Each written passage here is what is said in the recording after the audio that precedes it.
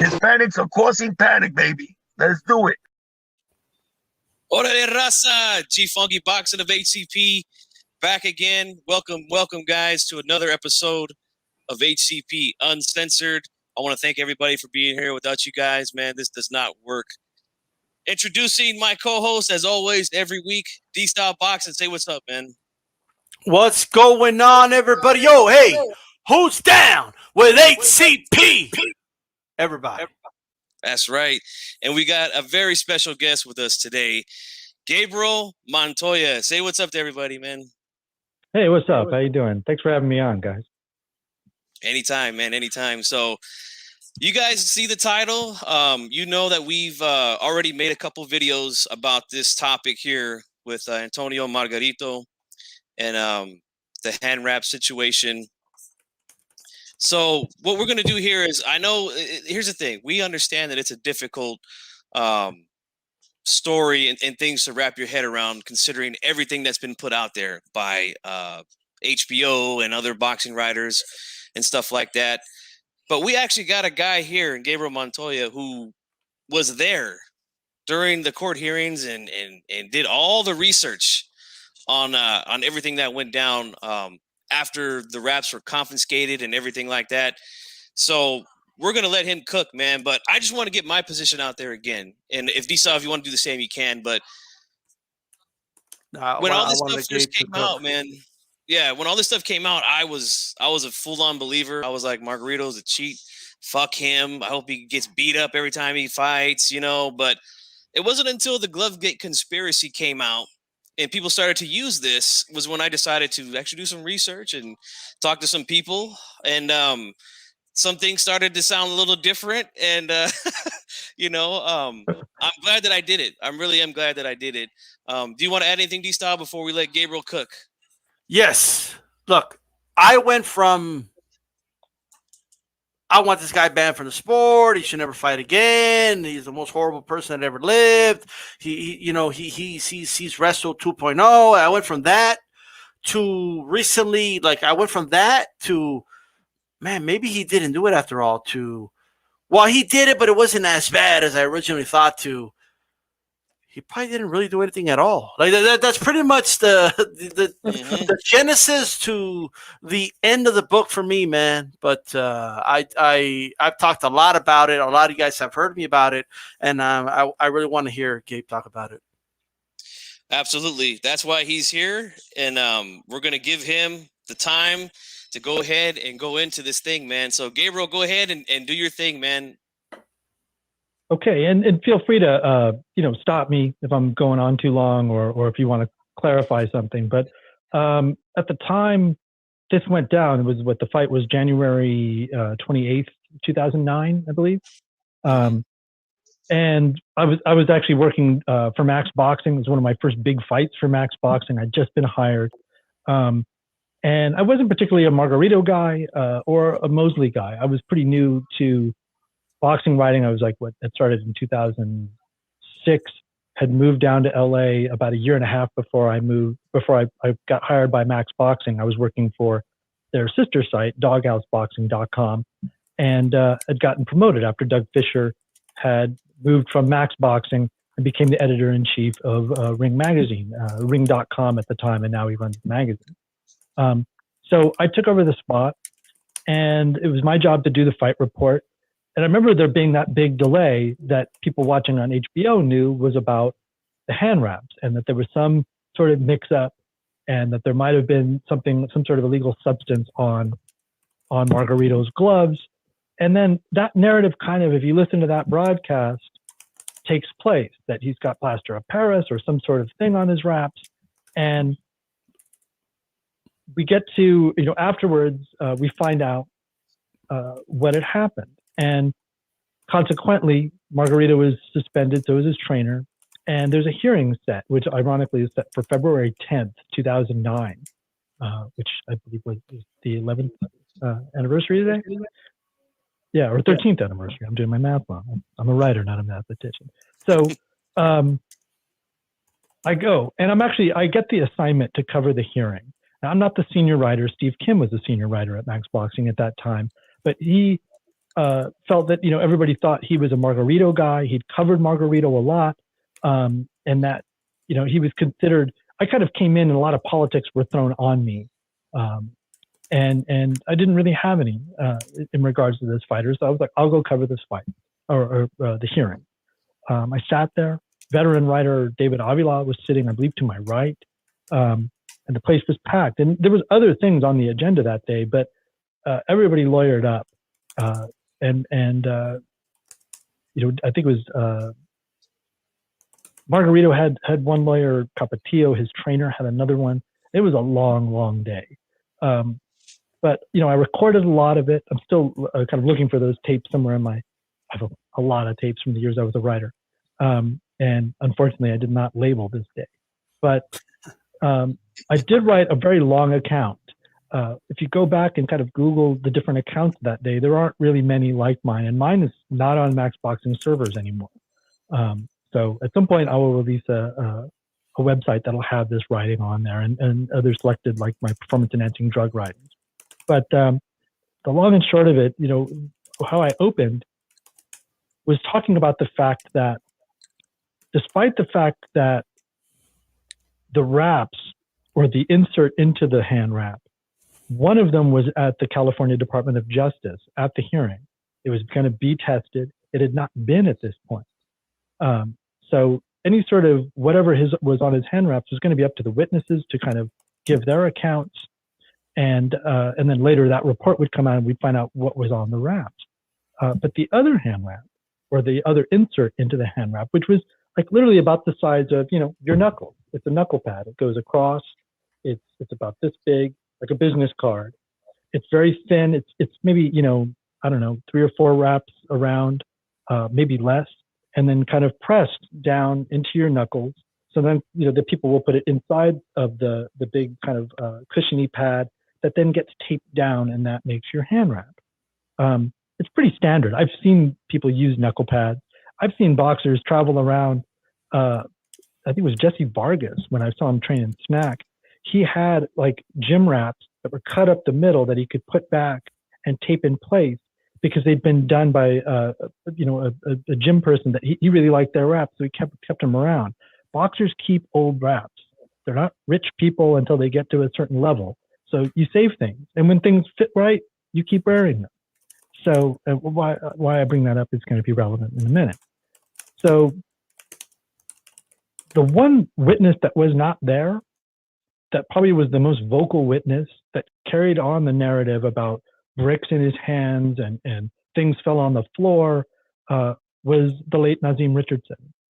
He was not a witness that day.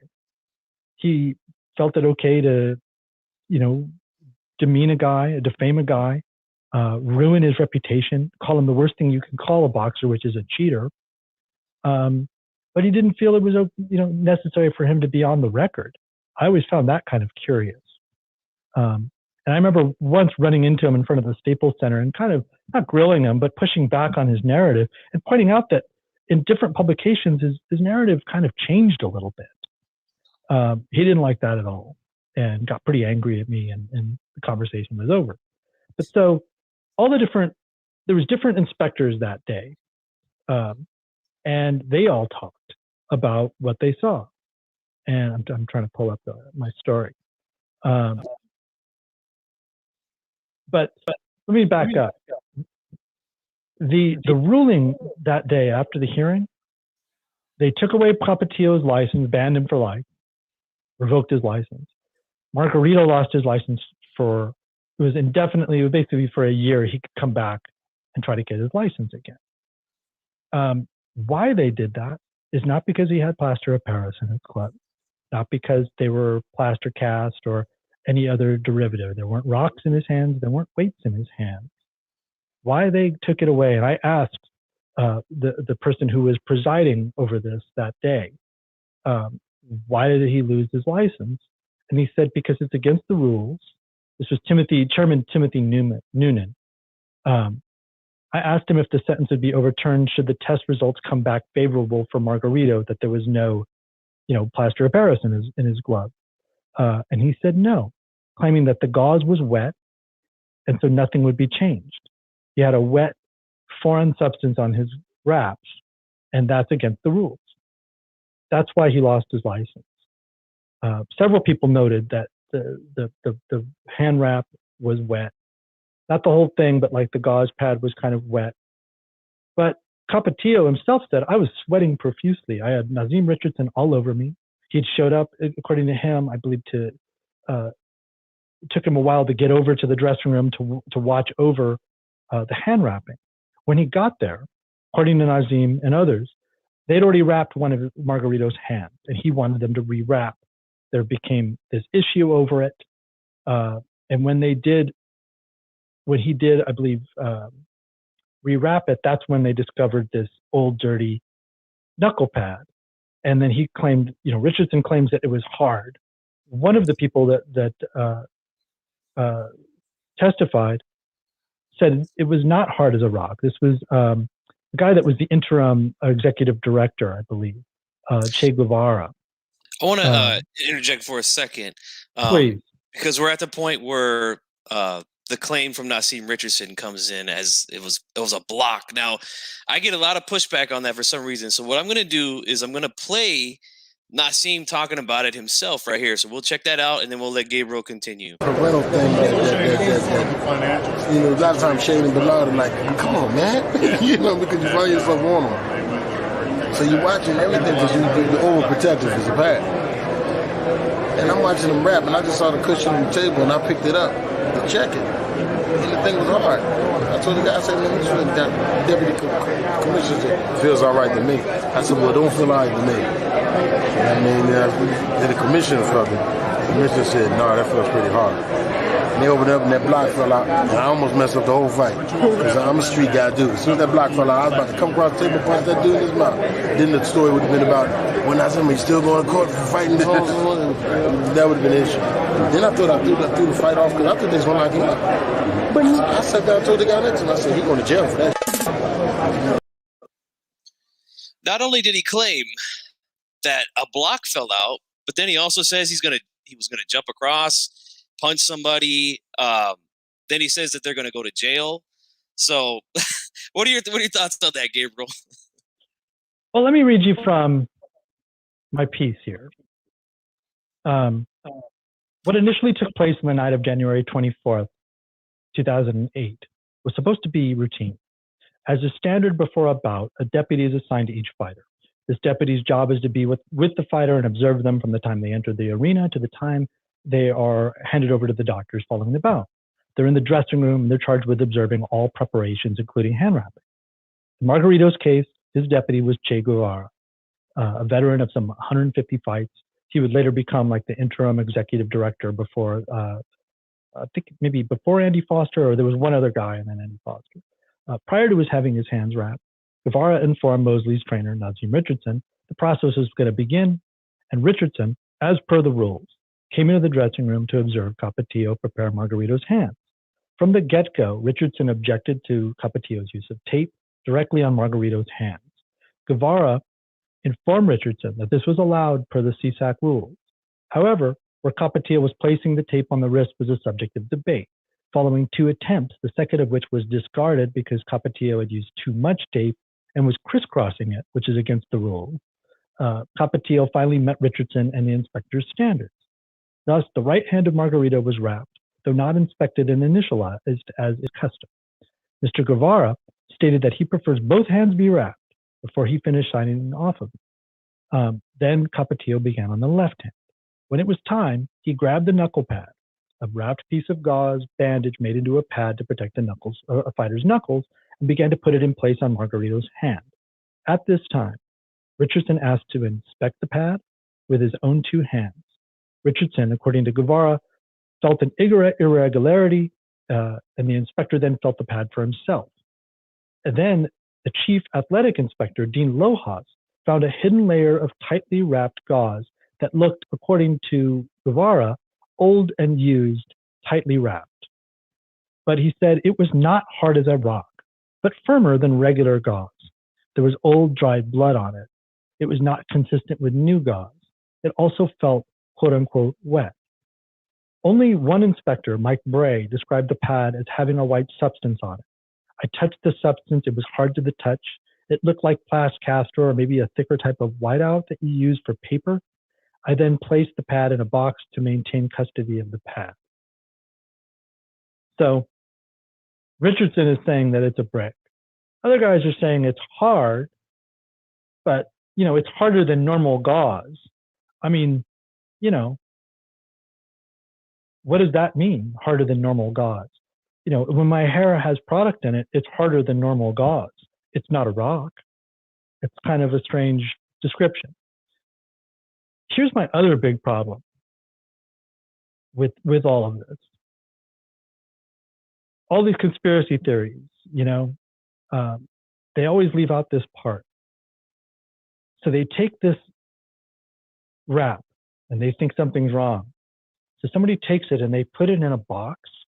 The box is given to somebody who I believe was the collector of all the urine samples that night. So now he has two jobs. He's got to collect everybody's urine, and he's got to carry around this box with this wrap in it, and it's been like taped shut.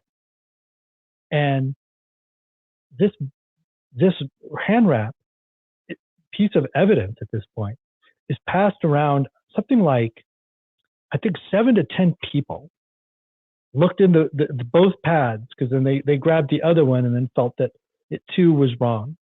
Because I can read more. At this point, Richardson asked that the right hand be removed. They looked at that hand. They felt that there was another pad in it. And at this point, they now have this evidence in this box.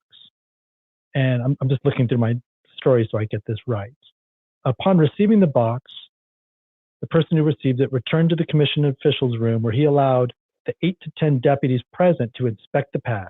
At least 3 of them, and this is his testimony, reached in and did a pinch type thing with the pads inside the box. Then he expressed regret that he allowed such crucial evidence to be handled in this way. It was an act he did not inform the chief athletic director, Lohas, of when he put the box back in Lohas's possession to go attend to my urine duties, which might be my favorite quote in the whole story. When allowed to testify with the use of an interpreter, Capatillo just referred to this as a mistake. I grabbed the wrong pads. There was confusion and chaos because Richardson was all over him, making him wrap and rewrap and arguing with him the whole time. And I get flustered, and he said I innocently grabbed the wrong thing. But to me, that's the thing there, because I remember during the fight, before it even started, both guys are in the ring. They're right across from each other. The bell hasn't even rang yet, and Larry Merchant explained that to everybody, how he said they found something, but then they made him rewrap his hands 3 times, which didn't really click in my head at the time, but now it does. So go ahead, man. Let me just say this. And that's context. It's like, when did they do that? Right? He wrapped him before, and then they wrapped him again. Those are 2 separate events. Now, I just want to say this really quick. To the people in the chat, look, if you believe it, you believe it, but you've been hearing one side of the story for 10 years, right? We're not done. So go ahead, Gabe. Yeah, I would say wait till I'm done. I'm also recounting a story that I wrote a long time ago. So I'm kind of like, trying to find my way back through it. And honestly, coming through it and listening to all this, a guy's reputation was damaged. And if this was a criminal case, this would be thrown out. 8 to 10 people touching the evidence, including the lawyer for Shane Mosley. I mean, right there, it's gone. It's over.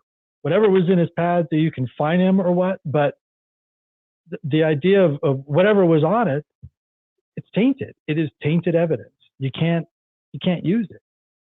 And yet, it went on and to have elements of plaster. I believe I'm looking for the part. The box actually left the inspector at one point, and the lawyer had it, and then came back with it. So even according to this own inspector, he was saying, like, I shouldn't have handled this way. Oh, here it is. The box of pads. its content, estimated by the inspectors to have been touched by 7 to 10 people at this point, was then taken to Mosley's dressing room. It was then handled by Mosley's lawyer. Richardson handled it again, and another unnamed party. Mosley's lawyer and Richardson then photographed the pads. The box, which was open on one side, was taped shut and signed by Dean Lojas at the request of Mosley's attorney. The box was then given to Lojas. So Mosley's lawyer, Mosley's trainer, and some unknown person handled the evidence. They take photos of the evidence, and then they want the box sealed and signed off on by the athletic inspector, who doesn't know that all these people are touching it besides these people in front of him. How does that work? It was then passed on to Bruce Rasmussen, whose job was, I already told you that part. But so then after this, he allowed another 8 to 10 people to open this sealed and signed piece of evidence and touch it and pinch it, and then gave it back to Dean Lojas and didn't tell him what had happened. I mean, this is just absolutely tainted evidence. I'm not a lawyer, but, how would you feel if your reputation was destroyed under these circumstances? Can I just kind of come pause there for a moment, right? Because that's the big one right there. And the point I've been trying to hammer home to people myself is the following, okay? He was accused of having plaster of Paris, guys, in his hands. We still have boxing channels, many with up to like 100,000 subscribers, telling people that Margarito would get his hands hardened. We just had Minimax come here and in very vivid detail say, what a coincidence that, he just got this power out of nowhere after a couple of rounds. This is the type of things nobody was saying after that fight. They were saying it after, right? Look at what he was accused of. You would have to believe that somehow Tapatio used an old pad for all the fights, including the Cotto fight, and that this pad got hardened after 7 rounds. Like, how is an old pad going to get hardened after 7 rounds of fighting? Even if, and that's a stretch, even if he used that old pad. Can you make an argument, and I'll let Gabe touch on that further, that he broke a rule, technically speaking, that you're not supposed to use an old pad or the way the padding was done, or maybe because of the way it was taped, whatever the case is, right? Can you make an argument of what, technically speaking, he did cheat, right? Technically speaking, they shouldn't have done that. That's why they corrected it. But I know it wasn't a brick, because if it was a brick and it was obviously hardened, they would have to take it to a lab to get tested, right? They would need to put it under a microscope to see, to find something. To me, that sounds like, hey, you got to find something because we already accused them of it. That's what it sounds like to me. That's what it sounds like to me. And then you would have to then prove that, first of all, sulfur, what was the other? Calcium sulfate. Calcium sulfate. That shit's everywhere, right?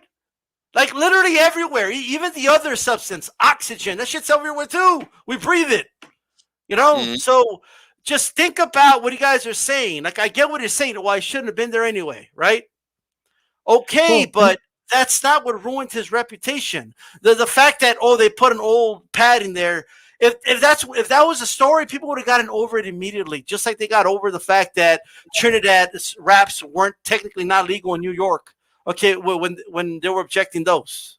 All right? Mm-hmm. Nobody suspended Trinidad for that, right? Nobody suspended Trinidad for that. He did not receive a fine. The athletic commission did nothing. And really, to me, having watched Nazim Richardson's story kind of change slightly, the fact that his story was different. He talked about a thing falling on the floor. Nobody else talked about that. Why is his testimony different? But what we do know is that he falsely accused Tito Trinidad, who never had to go before a commission, was not suspended.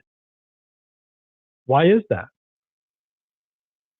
Yeah. And to me, it's like, everybody kind of games the system. a little bit. But to me, it just seems like you're seeing a guy that it's happened twice with. His story isn't straight over here. And with Trinidad, his story isn't particularly straight. To me, the math is that some guy's kind of making up the story. And why didn't he show up to testify and put all this under oath and just bury it, just bury it? They didn't have to take Wrestle's gloves under a microscope. All right? They didn't have to take it to a lab to test that shit. They just knew that there was like shock in the fucking glove and it shouldn't be there. Okay? Here's another great thing about, I'm glad you brought up Louis Resto. Most people forget that Billy Collins Jr.'s promoter was Bob Arum. Mm-hmm. Bob Arum was Margarito's promoter. And he stood by him through all this. He got him a lawyer, Daniel Petronelli or Petrocelli, who's not cheap.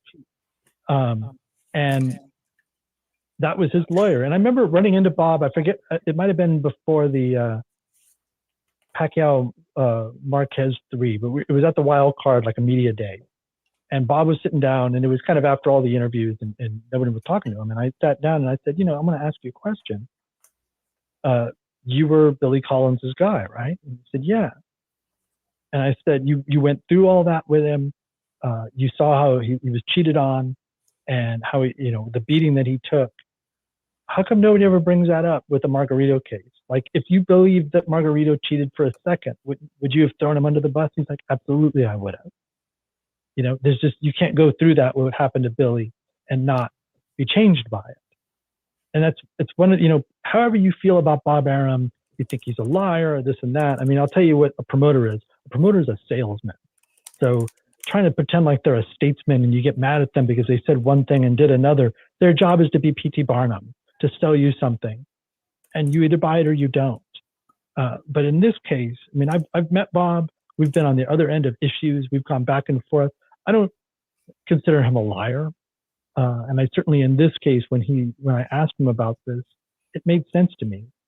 And it wasn't something he was selling me. I was like, this seems correct to me, that you would be backing this guy, and if you felt, having gone through this other experience, that he was a cheater, you wouldn't. And that's kind of it right there. Now, granted, here's my question to those doubters. Can you guys explain to me? I know how the wraps were put together. Can any of you explain to me how the wraps were put together? And if this guy had a plaster cast on his hand, how come his hands didn't get messed up? Tremendous question. Well, while you guys try to answer that, Michael Johnson Boxing says called a chain of custody, but that does not mean necessarily the proof is not there. Well, the problem with our court system is that you are innocent until you're proven guilty. That's number one. Okay, but that aside, okay, let's say no, but this is not a court. Okay, fine, right? Look, here's my thing, guys. The amount of sulfur and calcium that was on there, it just wasn't enough to create a rock or a hard substance like that, right? Never mind the fact, and the great point Gabe is making, that you can hurt your hand if you had something like that in your knuckle. Never mind that. Let's say, well, I don't care about that, right? Maybe he had cytokine like Floyd, and he wouldn't feel his pain in his hand, whatever, right? Whatever you want to say to yourself. There wasn't enough. Like, they had to look at it through a microscope. That's the only way they knew there was anything in there. And these are things that are in everything. Literally, like rice. Right. They said Doug Fisher described it. I guess he said he spoke to someone in the commission. He said that it was like the amount of a pinch of salt or something along those lines, That's just not enough to make a quote unquote block, like Richardson said. That's just. And by the way, Notch, stay with us, Notch. That's all I'm going to say to you right now. Yeah. Even the headline from the LA Times: Margarito's hand wraps contain plaster elements. But to me, okay. So here's the thing: like, they were kind of hard, or they had something on them, right? So what's the plan? You're going to put this insert inside the big knuckle pad, right? And then you're going to strap it down, but you're going to get it wet beforehand. This all has to time perfectly. You got to make sure that the fight in front of you goes on long enough so that your hand gets hard by the time you're out there and everything. So I'm not, I didn't go to Harvard, so you're going to have to explain this to me. How does this plaster of Paris lock down his hand, mold to his knuckles, then he hits the other guy a bunch of times, but his hand doesn't get hurt? And when they've, already said, like they made him rewrap, right?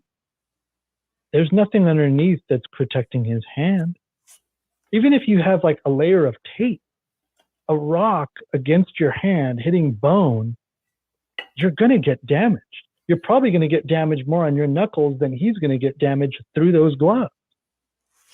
So please explain to me how this device was not only supposed to work here, but that apparently got past Emmanuel Stewart and so many other trainers over the years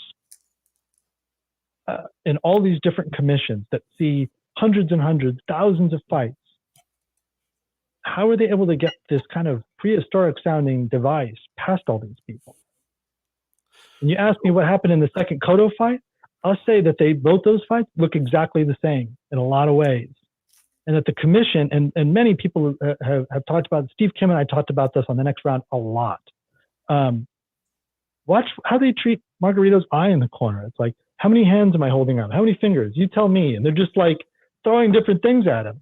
I mean, it's ridiculous. They didn't want the fight to happen, and they were looking to end it as soon as possible. But if you watch the fight coldly and compare it to the first fight, you'll see that they're going exactly the same.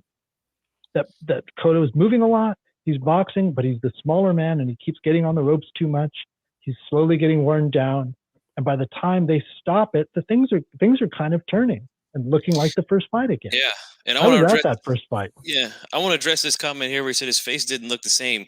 You're right, Michael Johnson. His face actually looked worse after 9 rounds in the second fight than the first fight, and I've shown that already. I've shown that already. Let me say something else, by the way. There was a big X factor. A lot of people just leave out in that rematch, by the way.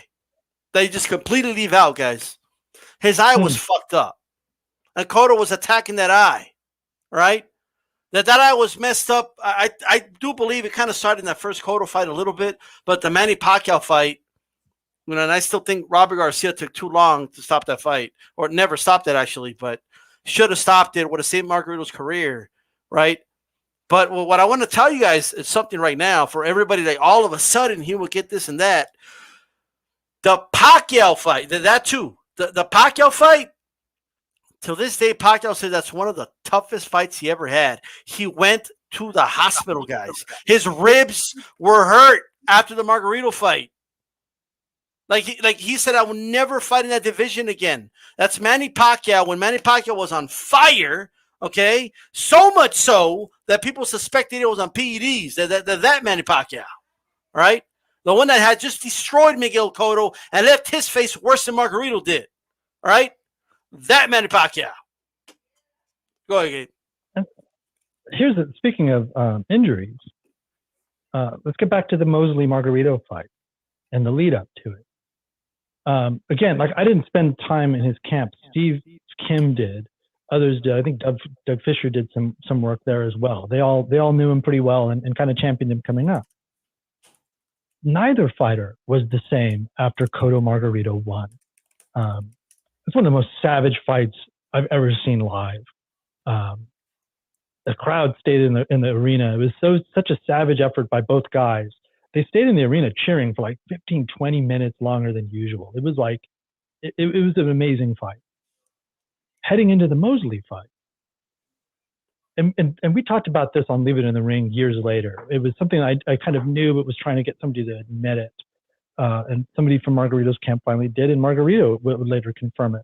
His eye was damaged heading into the Mosley fight. And I think it would be his right eye, right? And he couldn't catch anything coming in. He was having trouble, and apparently like he was going to need surgery, like on a detached retina or something wrong with his eye. And there was just no way that he could do that and then fight. They call Top Rank. Top Rank's like, we just sold out Staples Center. We're not stopping this fight. We can't.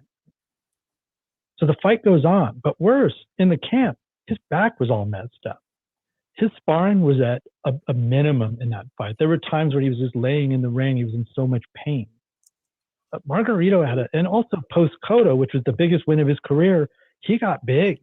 He ballooned up. He partied a bit, but he was also, letting himself heal. It was a fat camp for the Mosley fight. He dropped a ton of weight. I don't want to throw shade, but it's incredible to me that Mosley didn't look so good in the fight previous to this fight. But I remember, I'll never forget him saying it, because this was me really writing a lot about PEDs, really knowing much about PEDs. But he kept going on about how he felt like Superman. I feel like Superman. I feel so good in that press conference.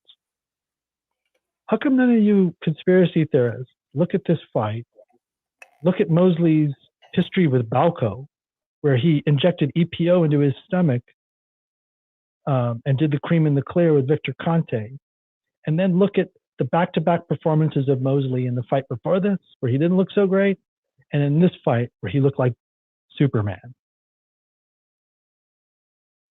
Yeah. Just kind of putting that on the table. There wasn't VADA testing then. It didn't exist. USADA wasn't anywhere near. Floyd wouldn't want drug testing until he was faced with having to fight Pacquiao. So, to me, there's one guy that's kind of suspect, and also compare Mosley's performance in this fight to how he looked in the Floyd fight, and that's the fight with USADA. And look at all the guys that Floyd made do USADA testing, and how he made them do it, when he made them do it. Just things to think about. If we're going to be comparing faces and all that kind of stuff, and how come his face looked this way, then let's look at all the performances. Let's look at all the common things. It's not, right. It may be kind of whataboutism, but, the injuries to Margarito going into that fight and why I think he would have looked like crap if he'd have been allowed to wear these gloves. And maybe you can make a case, and I've made this case. People say he did it in the Cotto fight. There's no evidence to suggest that other than your imagination and a photo that may have a dark mark on it. It could be a crack. It could be a hair. It could be whatever. But, let's say they did cheat. And to me, it's a very primitive form of cheating. The injuries would lead me to believe that maybe that would be a motive. But at the same time, I just look at the performance. I look at Richardson's kind of testimony that moves all over the place, and the fact that he didn't bother showing up, and then the inspector's testimony didn't match his story, and maybe that's why he didn't show up. I don't know. All that together, to me, I don't think Margarito did it. If he did, it's definitely a red flag. Like when I heard that he didn't even show up, the guy who claimed he was going to jump over the table, punch somebody over a loaded wrap, doesn't even bother to show up. He's the key witness in the whole thing. He's the one that made the original claim that the guy had a block, and he doesn't show up. I mean, to me, that's like, wow,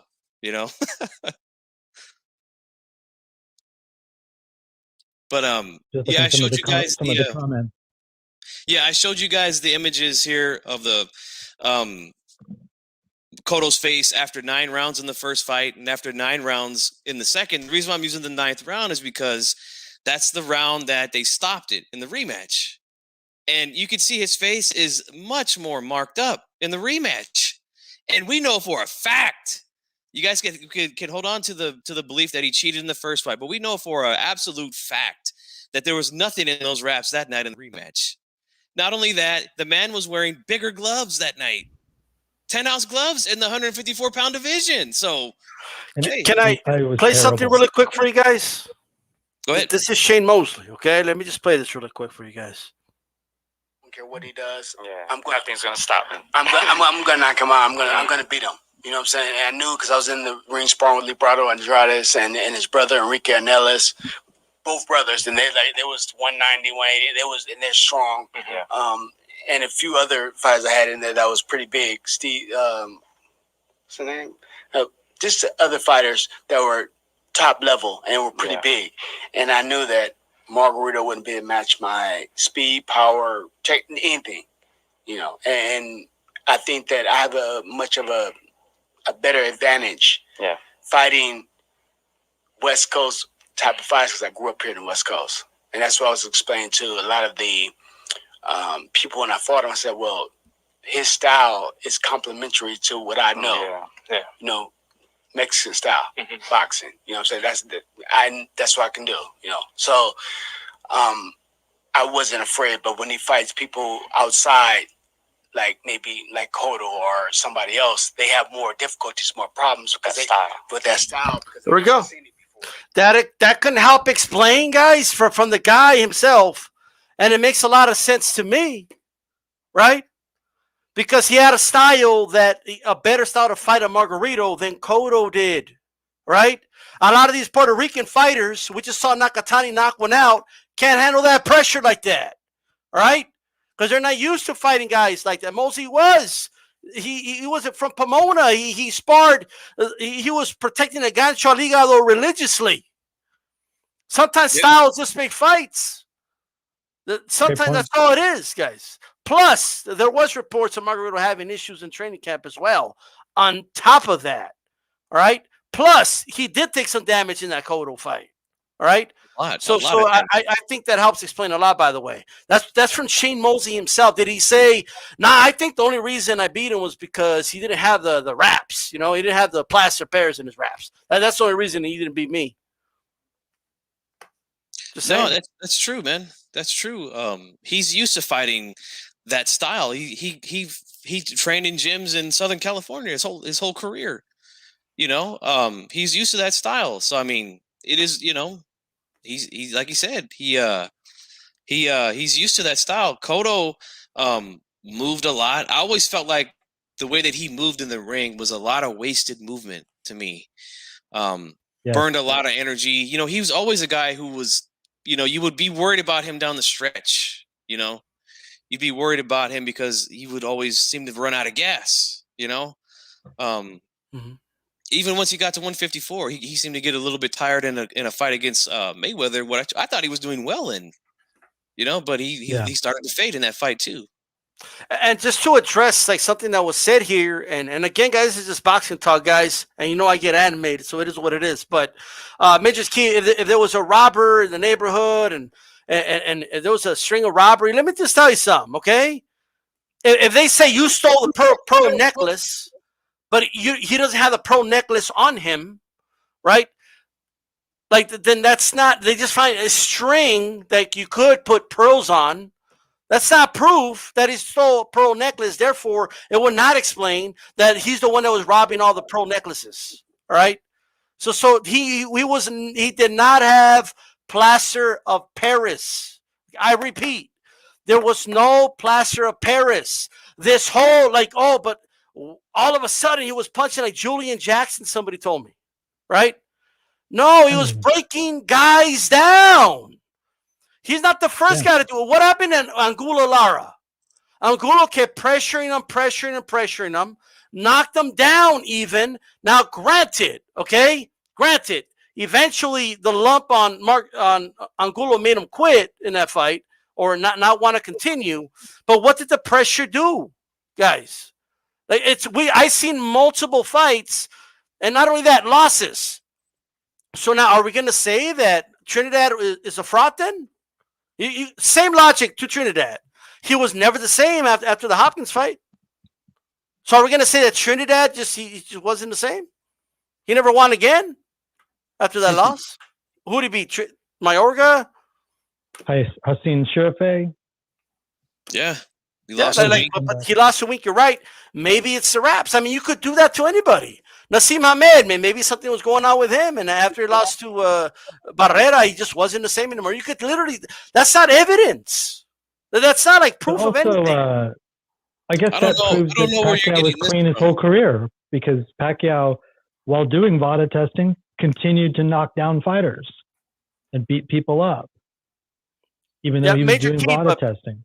people were telling me Margarito never won again. Margarito did win again. He won 4 fights after that. So like it's tick for tack at this point. You know what I mean? Right? But what I'm saying is the following, guys. Even if you say, you know what, cheating's cheating, they should not have had those old pads, those old knuckle pads in the wrap, right? You're telling me that you believe that those knuckle pads magically got hardened? Like after 7 rounds, something about the 7th round. I don't know what it is, right? And this got hardened because that's how plaster Paris is. Guys, that's what you heard. These are things you read. And you've been repeating over and over again. The whole, you know, they put the plaster and then, you know, as you fight, you know, your hands are in the glove and they get wet and then it gets hardened. That's stuff that you heard. But that's not what they found. We're talking about an old pad. So, Gabriel, see, this is what we hear a lot, too, is that, you know, this comment from Notch Million is, and thanks for being here, man. I believe they can suspend someone for a year without proof. That's not why they. Well, explain to it what happened with that. They revoked his license, which was indefinite. It wasn't like a 1-year suspension. They revoked his license and he could, you know, apply in a year because, as I pointed out earlier, the chairman of the hearing said he had a wet foreign substance in his wraps, and that's illegal. Yes, doesn't matter what's on him. And I said, like, even if it comes back, like, you know, there's nothing, it's just lotion or whatever on the wraps. Will he get his license back? And he said, no, you can't have wet wraps. Even if it's water, just straight up water, you can't have that. I want to address Sicario. So I put a pinch of salt on these, right? And then I wrap them in my hand, right? And I put a pinch of salt. Just go like that, like a pinch of sulfur. And I don't know where did Capatillo find a pinch of sulfur and what was the other one again? I keep forgetting. There's a calcium sulfate. Yeah, he somehow finds calcium and sulfur, right? And he got just a little bit of it, such a small amount that you could only see it in the microscope. Somehow Capatillo got that, right? And he just like, wow, you know what I mean? And then so you're telling me I can do that wherever I find it, right? And then I'll wrap my hands with this, right? And I'll put on my gloves and I'll just be hitting the pad. And I'll go 7 rounds. And you're telling me that they're not going to have a sledgehammer. I'm going to be hitting that bag like Mike Tyson. Is that what you guys are telling me right now? You know you guys could try this, right? Now, please tell me how you get the pinch of sulfur and calcium. Please tell me that I have no idea where to even start with that, to be honest with you. I guess I'll rub rice on it. I don't know. Okay? Like whatever it is. And I'm gonna wrap it, and then my sweat is going to turn into plaster of Paris. Come on, guys. Like yes. Even if you say, man, it was kind of those old pads. Come on now, right? But if an old pad is an advantage, right? It's going to be an advantage in the 1st round, just like it is in the 7th round. Okay, it wouldn't take, a couple of rounds for it to harden. That's not the way it works, right? Yeah. If it was just a padding being too hard. And I hope you guys understand what I'm saying. Yeah, we're gonna open up real soon here for Q&A with Gabriel. He says he's willing to take some questions. So my email's rolling at the bottom. Any of you guys want to jump on and ask a question? But I want to address this here from Sicario Boxing, where he says Margarito was showing his exposed wraps to the world after he won the title. The ref raised his hands. If he had plaster, everybody would have seen it. Now, that's exactly what I say. And I go back. Let's go back to Resto Collins again. How was he even caught with removing padding from the gloves? It was because he walked over and Collins' trainer, which is also his father, grabbed his hand and felt that there was nothing there. Felt, he said to himself, "There's no padding here." Like it was discovered in the ring. So if they could discover that in the ring, but they can't discover Cotto, his team, they couldn't discover that the guy had cracked plaster falling out of his wraps. Yeah, but you know what, Funky? There was another fight where he had the broken thing, though. You know what I mean? Yeah, that's right. Yeah. So why don't we go ahead and show that real quickly for the guys out here? We found another picture for you guys. Show it. In fairness, right? You see how it's broken right there? I find that suspicious, though. In fairness. What fight was it? Was this after the one where he blew the dude's ear out, or which fight was this again? Maybe it might have been. Let's see. Let's get another wider look here. Oh, wait a minute. Oh, I think we're seeing something a little different here. Was it the Cotto one? Oh shit! Oh, Tyson was cheating in the Roy Jones fight. It cracked. Look at that crack. There's a crack. There's a crack there. I don't know, man. I find that suspicious. Very suspicious, man. Dakota was in the thumbnail, by the way, but yeah, and I'll pull that up right now if you guys want to look at that. What's weird about that wrap is it also doubles as a bong. So he was taking rips and then just heading out there. It's, I think at this point, I mean, look at it. Is it a crack? Or is it a marker? Yeah, it's not very clear to me. But people that's what they ran with. And all this happened. This is the smoking gun for a lot of people, right? This is the one they look at and say, yeah, he did it. You know what I mean? All this happened after Nazim Richardson's claim that he found a block in his wraps. Hey, I like how some people think that red dye was Cotto's blood too. Mm-hmm. Right. And they think that the knuckle pad could just be from the glove. It's only obvious to somebody that wants to make it obvious, man. You want to believe it's obvious, bro. Like that's what it is. I mean, I felt the same way for a while too, though. I was the same way at first, Yeah. I felt exactly the same way. But we see other examples, and we just showed you guys one. But here's the other thing: is that it's like you're by saying this is a cracked glove or cracked wrap, and he's walking around celebrating in the ring. Mm-hmm. Mm-hmm. So what you're saying is that he has to not know that this happened to his gloves, that his trainer's just been he's like, this is the guy that I'm going to use my secret plaster of Paris method with, but I'm not going to tell him, that way when his freaking wrap breaks, he can walk around the ring and just have his hands out there and get him photographed. And maybe one day it might come home to roost, but the money is worth it. So let's just take this chance. It's smart enough you're to saying that he's smart and stupid at the same time. Right. Makes no sense. Put the words out of my mouth. Yes, exactly. Yeah, I mean, and that's the thing, right? Guys, there's plenty of photos with fighters with the tape torn. And that was how many rounds? Was it 6 rounds against Roy Jones?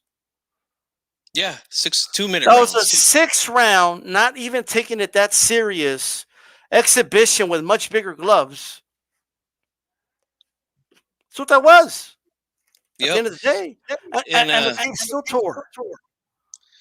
Guys, Gabriel's been kind enough to loan us his time tonight to talk about this. You guys have a lot of opinions, a lot of questions. This is a guy who covered it. He can answer all the questions for you. Just email me and I'll send you the link, man. It's not a big deal. That 92 Aku, or I think, I'm not sure if I'm saying your name right. The smile. He's trolling. He's trolling. Yeah. That's the smile of a guilty man. Is he just kidding? Or I think so. Okay. Well, here's another thing. I'll tell you another Margarito story. When he came back, he came back in Mexico, and he took on, it was Roberto Garcia, and I was at that press conference, and it was horrible. He hadn't been around since, we hadn't had access to him at all since the fight or since the hearing.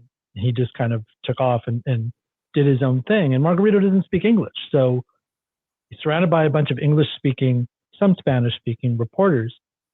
And we're supposed to be talking about the Roberto Garcia fight. And instead, everybody's using the opportunity to go after him about this. And it was one of the uglier days on the beat. People were just like yelling at him and demanding the truth. And I took part in that somewhat. But it occurred to me that, Margarito, he has that smile. It's kind of has like a little bit of a bad guy feel to him, or a little bit of a I don't give a fuck kind of attitude. It's because he's a fighter, and that's just who he is. He's a proud dude. It's also the way his face is. It's just he has no control over that. But I think people, and I noticed this with Canelo too, because he doesn't, he's starting to do English interviews, but mainly speaks Spanish and is a bit of a poker face. People put things on him rather than get to know him, and they didn't want to talk to me after I did that interview. I kind of got lumped in with all the other media because we were all like demanding, like, dude, we need to hear from you on this. And we were kind of doing our job, but kind of being a mad mob, in my opinion. It was, to be perfectly honest, I was a little embarrassed about it afterwards. Brandon Rios was there as a prospect, never forgave me for it. We had a contentious relationship all through the times I had to cover him. Not a fan of mine. But I would say it was heading into the second Cotto fight for the HBO 24/7 or whatever. I got a job for HBO. Or no, it was for the Pacquiao fight. They were doing the 24/7. And I was given the assignment by HBO.com to go cover Margarito's camp. And I had to do a big sit down with him and Robert Garcia, even to explain that I'd actually written a definitive piece, that the one that I was reading from earlier, that wasn't really defending him, but that was kind of presenting the whole case in a way that nobody else had. And we eventually did another interview, because he didn't really want to talk to me until kind of explained to him, I'm one of the few guys that's actually kind of made a case for you. We did the interview. It didn't run on HBO because they didn't want me to mention the hand wraps. And I was like, yeah, I'm going to mention the hand wraps. And so I ended up running it on maxboxing.com and not taking the money. But I think a lot of times narratives get put on people based on how they look, based on who they are. The media, I'm not one of those, the press is the enemy of the people, or getting mad at all media, because media is a pretty blanket term. We're media at this moment. Right. But I think that narratives get pushed. And when a guy doesn't speak English, guys will make up narratives to fill in the blanks for themselves.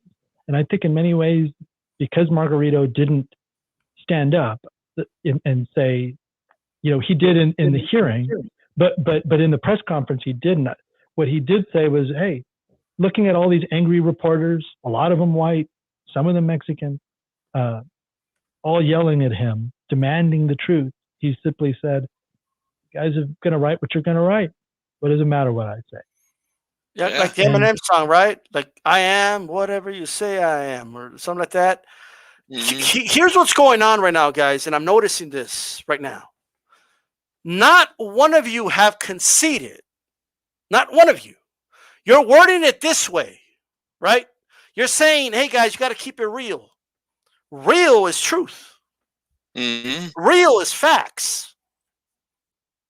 Never did it come out of my mouth that we should let guys fight with used pads. I never said that. I don't think anybody in the panel said that. Nope. So we're not saying that. Yeah, we're not saying that. You have to admit, guys, that this belief, the language is a lot different. You see how the language has changed? At the beginning of the video, we could always go back to the chat. I kept hearing, but look, the guy, all of a sudden he would get this power out of nowhere and knock guys out. And look at what happened in the Cotto fight. His hands would get, when he was punching, because in boxing, your wraps get sweaty and they would harden, and he was knocking guys out like that. And we went from that to, you cheat. Either way, he cheated. So a cheater's a cheater, and then that's it. No, a cheater's not a cheater. All right? A cheater is not a cheater. Guys. Right. And Gabriel already mentioned this. You can't have anything. There's levels to it. Yeah, you can't have anything on the wraps. Even if it's just pure water, filtered water, that's illegal, and you can be suspended for that. That's according to the rules in California. And I'm sorry, man, but this is not proof. I'm sorry, Major Key, but just because somebody says they considered Cotto undefeated. Dude, there's an easy answer to that, because Mayweather wanted to be known as the only guy that had a clean win over Cotto because it makes him look good. Because he was also insinuating Floyd also wanted to cover the fact that he ducked Margarito. That too. So he's basically saying, I didn't need to face this guy. See? And not only that, Gabe, he approached him. He approached him in person with bare fists, by the way. No gloves, no wraps. And Floyd looked at him. He just sat there like, oh, shit. Like, you know what I mean? That happened. That video exists, by the way. Okay? But he also said, because if you believe that, then you would also have to believe that Manny Pacquiao is a cheater, because he said, "I believe Cotto's an undefeated fighter." Let's again, I do keep it real. Let's keep it real. Yeah. Right, 100%. It's obvious. His ego. It's Floyd's ego. That's what it is. Well, and plus, he's smart in the ring, by the way. In the ring, I never say smart outside the ring.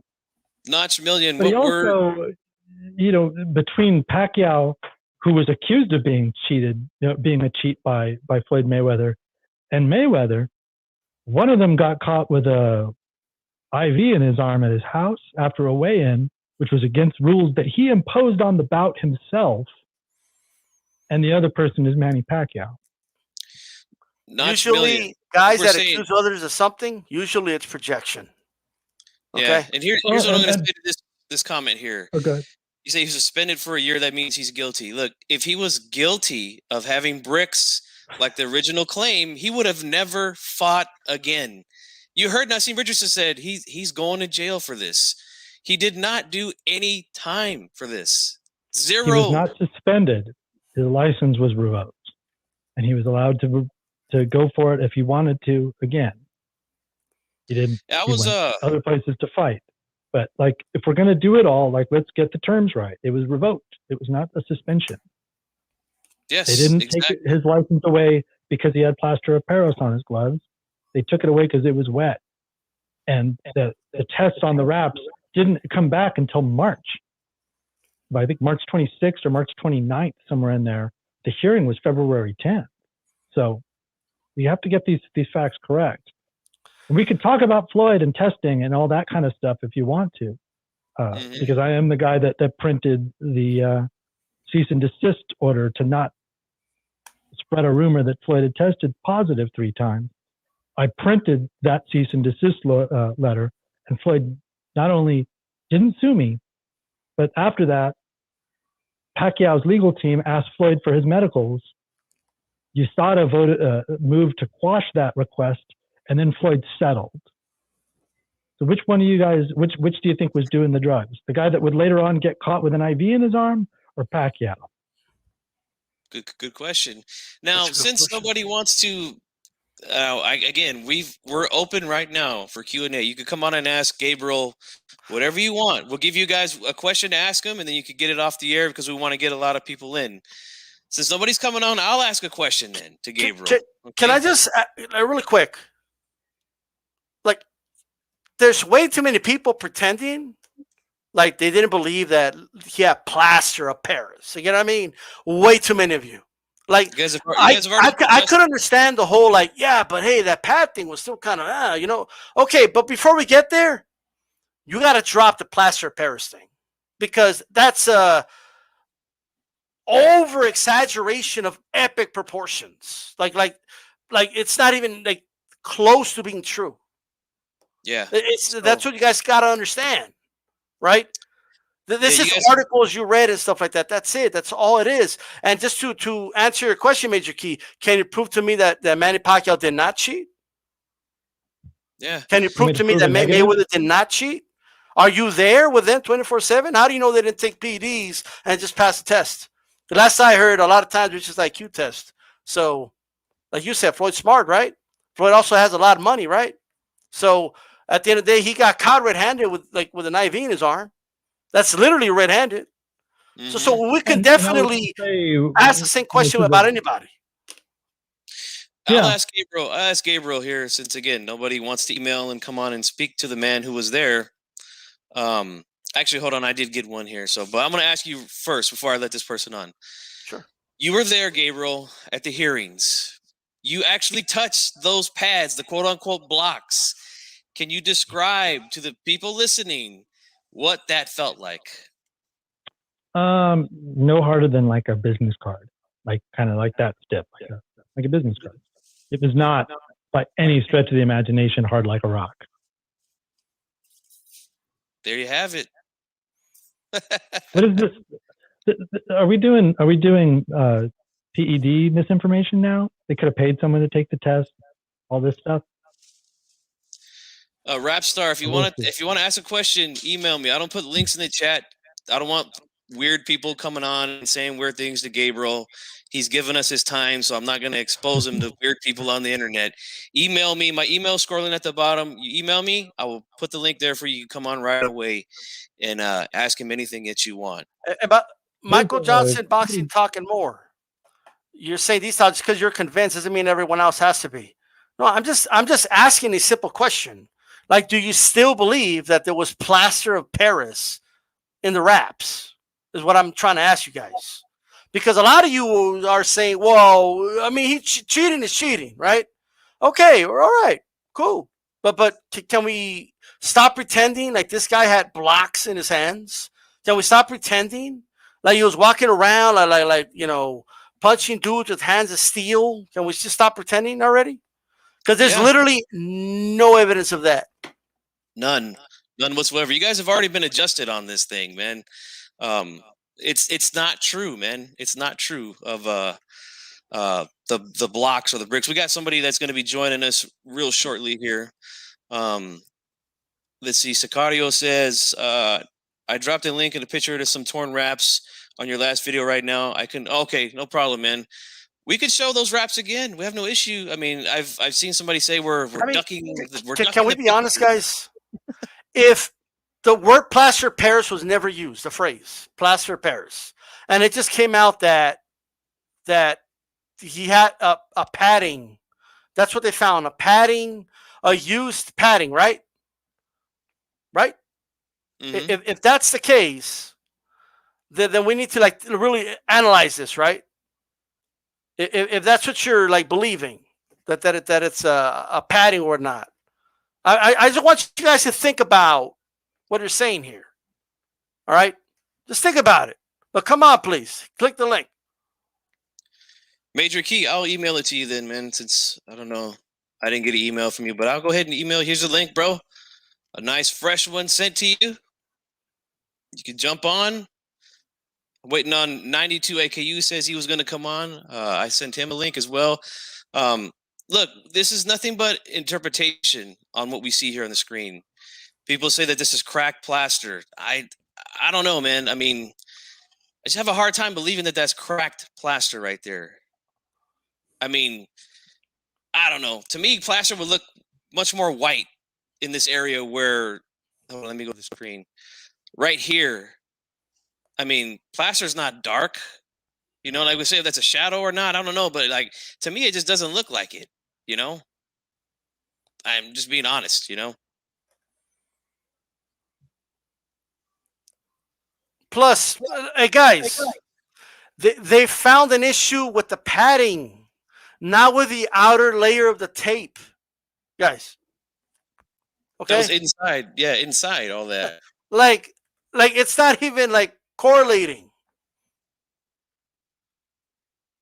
Yep. What are your thoughts on that, Gabriel? I don't know. I'm sure you've already spoke on the image here. This image here that we have up. What are your thoughts on that? Could be a string. I mean, the red could be, there's no context. That's the problem. And I think that's what reporters do, is try to find the context. That's what I was coming on here today, is my whole piece is about context. You take the gloves off, you've been pounding away for however many rounds. Could be a string in there. The red could be dye from the Red Reyes glove. He could have, touched his face afterwards. I mean, we don't know, because this photo is just a photo frozen in time. We don't have even this picture, this position in multiple angles to see how the light plays, or if the different angle catches something. We just have this photo. So can you show the Tyson one really quick? Too funky. Can you put that one up? I see you in the back, Major Key. 92 IQ. One question, and then we'll move on, man. So go ahead. Okay, cool. Thanks for having me, guys. No problem, man. Yeah, you said no weird people, but some people will say that I'm kind of weird. But yeah, I got a question. Did this really stop? I mean, it didn't. It didn't stop Margarito's career. So he continued to fight. Was this just a show that that he really didn't have bricks in his gloves? I got kind of here like kind of late. Yeah, we were just kind of. I was a reporter that covered the for MaxBoxing.com. I covered the hearing as well as the fight and some of the aftermath. I ended up kind of Margarito ended up being my beat a bit there when I was at Max Boxing, and so they had me on to kind of debunk some of the ideas that have been thrown out there, the plaster of Paris, and really kind of clarify why he had his license revoked. It's because he had a wet. His wrap was. Or there was a wet foreign substance on his wrap, or his wrap was wet with a foreign substance, and that's basically it. They hadn't even tested the gauze pad in question until late March, when the hearing where he got his license revoked was February 10th. So yeah, I was just my question would be, sorry, my question would be, is he a Hall of Famer? Because I think he is. I don't know. Margarito? That's a good question. Yeah, I don't Margarito. think. I think a lot of electors wouldn't make him first ballot. Maybe if he'd beaten Paul Williams to like push his defense record a little bit longer. I think he had like 8 defenses, maybe 9. No, he had 8 defenses at the time Floyd ducked him. I'm going to have to see exactly how many more he had past that. And yes, Floyd Mayweather ducked him. I don't know if he's a Hall of Famer. The win over Cotto. It's a good question, but Go ahead, and then we're gonna get Major Key on. Go ahead, man. All right. I think he is because if you look at his record, he has a win over Martinez. That win aged great. So thanks for having me, guys. But yeah, I think he's a Hall of Famer. All right. No problem, man. Anytime. Hey guys, by the way, don't take it personal. We're not putting the link in the chat, guys. Just email us. We've been doing it like this for a year. Like, I'm just saying. You know what I mean? Yeah. It's not one particular. It's how we do it. We don't need weirdos coming on here showing dick pics and shit. That's why. Okay. Yeah. Want to know why? Just email us. Go ahead. They do that, and we're not going to expose our guests to any of that nonsense. So, Major Key, how you doing, brother? I'm doing great. How y'all doing? Perfect. Good, man. Thanks for coming on. Yeah, thanks no for coming doubt, no doubt. So listen, so I had to sum this up in one question since y'all said one question, even though this topic was raised a couple weeks ago on multiple channels, and so I felt I had the need to come here and address it. I'll tell you this: nobody has emailed me yet. So if we're done and there's no new email, you can ask another question. All right. So I'll try to sum it up just in case. But all right, so this is for you, Gabriel Montoya, because I've already had this debate before with G-Funk and D-Style. All right. So you said, right, that there's no evidence that the hand wrap was cracked, right? So there's no evidence that it's not cracked. So if it's cracked, right, would you say that that's cheating because a hand wrap should not be cracked like that? Would you say that? Because all you said was that somebody, the ref grabbed his hand, right? And that they should have known, but that was all not really adding up to the point. Whereas if it was cracked, would that have been considered something that would have been a little suspicious, at least? Oh yeah, I mean, if he was in the ring and he had like a giant crack in the front of his wrap, again, like in Vegas or whatever commission, the big ones are Vegas and California. LA, where all the fights happen, you have an inspector with you the whole time. Yes. I just think somebody would have noticed if there was a big crack in his knuckle. They go back to the dressing room, they do a P test.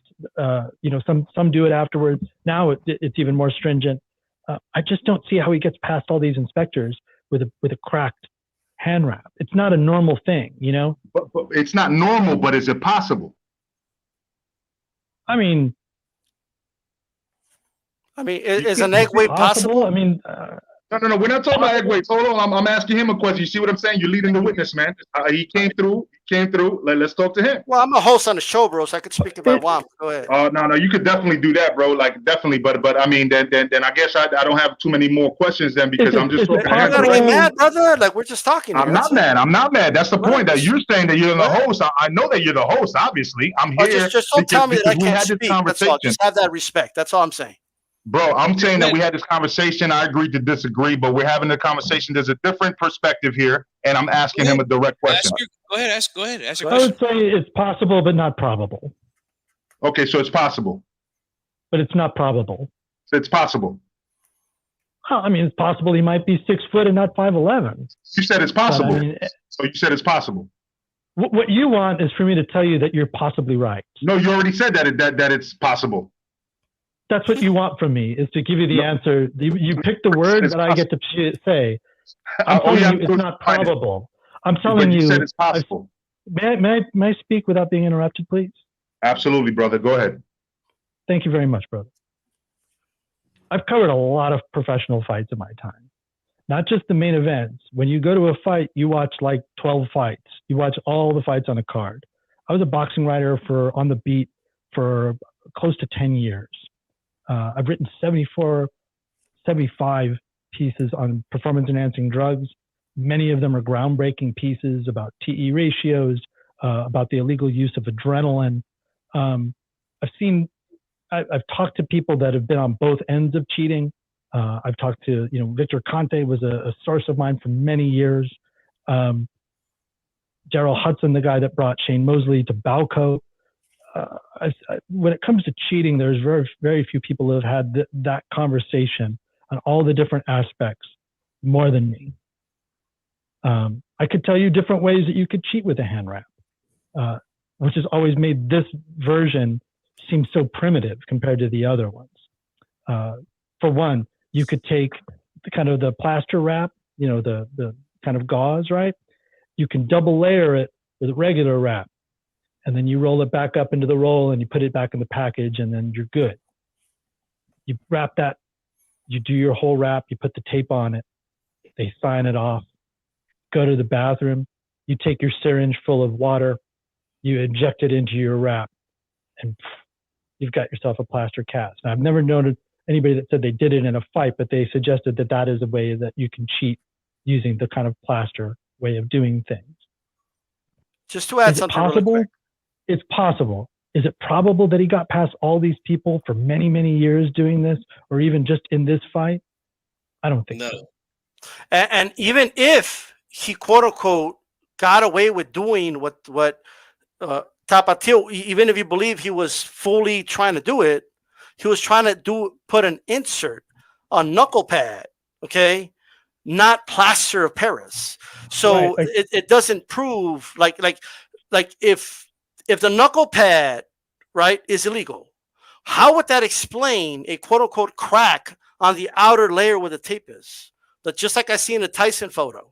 That's the thing, is that the pad, I should have brought a model of some kind, but it's like this long, right? And it's super thin, like a business card. It's just like gauze. It's been folded about that wide, that long, and it fits over the knuckle, but it goes inside the pad. That's just like I guess they call that the knuckle pad, and then there's also the pad on top of it.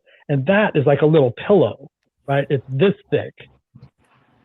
And so that insert was put in the middle of it, and then it was fit over it.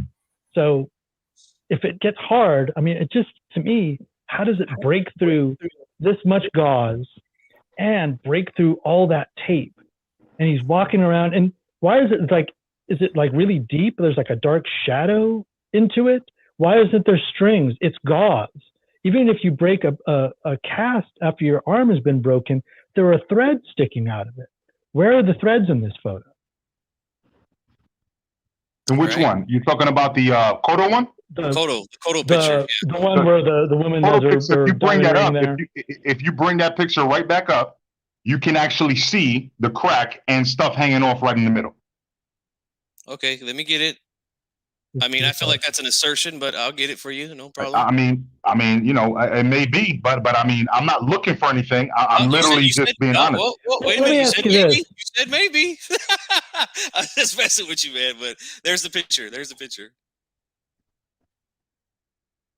Okay, so isn't that under the crack, under the dark spot? Doesn't that look like loose, like something like when you break open like drywall, something loose hanging right under that?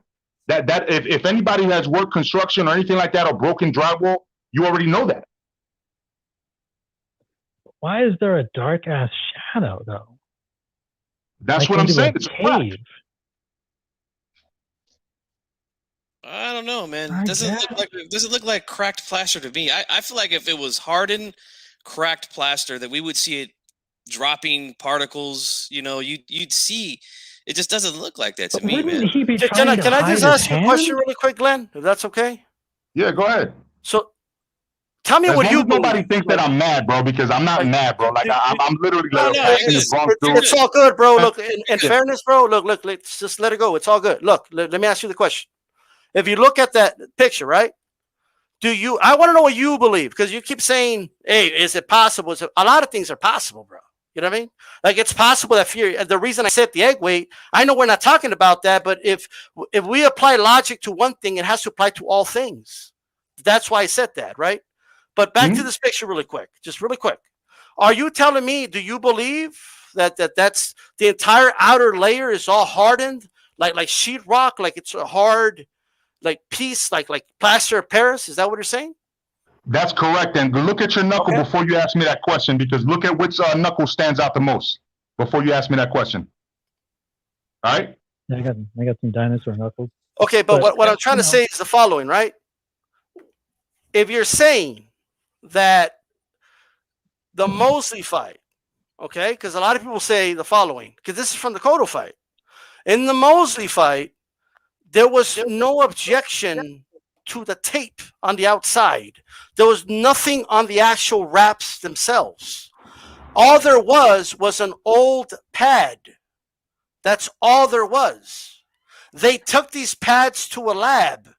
They put them under a microscope, and they found a little pinch of sulfur, okay, which you can find on a lot of things, and we know multiple people handled it. It fell to the ground, okay. This stuff is everywhere. It's the padding was the issue. That's what they tested, not the wraps. There was never any questions about this. So you believe the outer layer is hardened and that it cracked? That's what you're telling me? So my thing is, what was said was it was wet wraps, right? Moist wraps. No. Correct? No, it was what you mean, bro? It was the insert.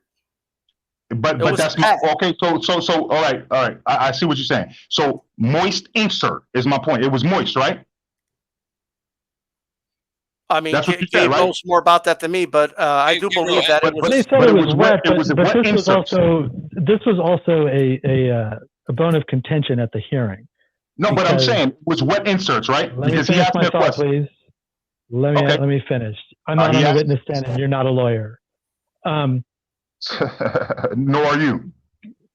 No, I'm a professional reporter. Well, an ex-one who covered this case. Common sense, dude that just understands stuff like that. Right. Let him. It's all good, man. It's all good. Let's move forward. Let's move forward. Go ahead, Gabe.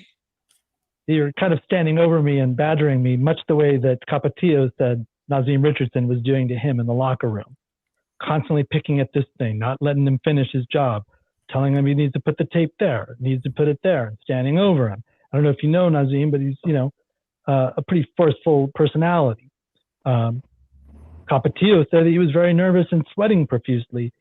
Gauze has a tendency to soak up moisture. He's handling it. It ends up wet. They complain.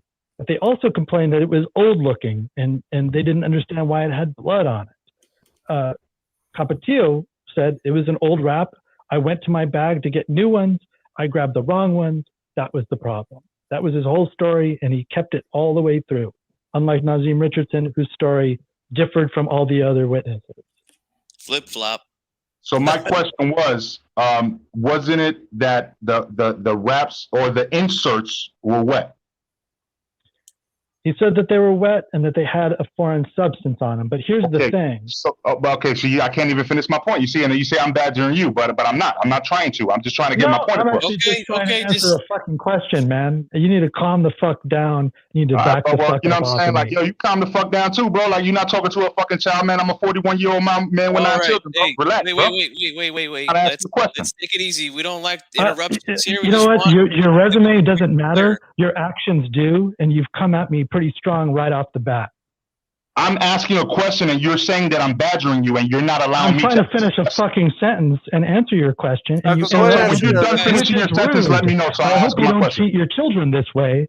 No. You don't teach them that interrupting people is I'm not cool. even going to respond to that because now you're talking about my children, and I would normally go You're the one that brought them on up, your dog. bitch. If you don't want me to bring up your children, don't bring up your children. Yo, man, you know what? I'm going to calm down, bro. I'm going to calm down because this motherfucker don't know me.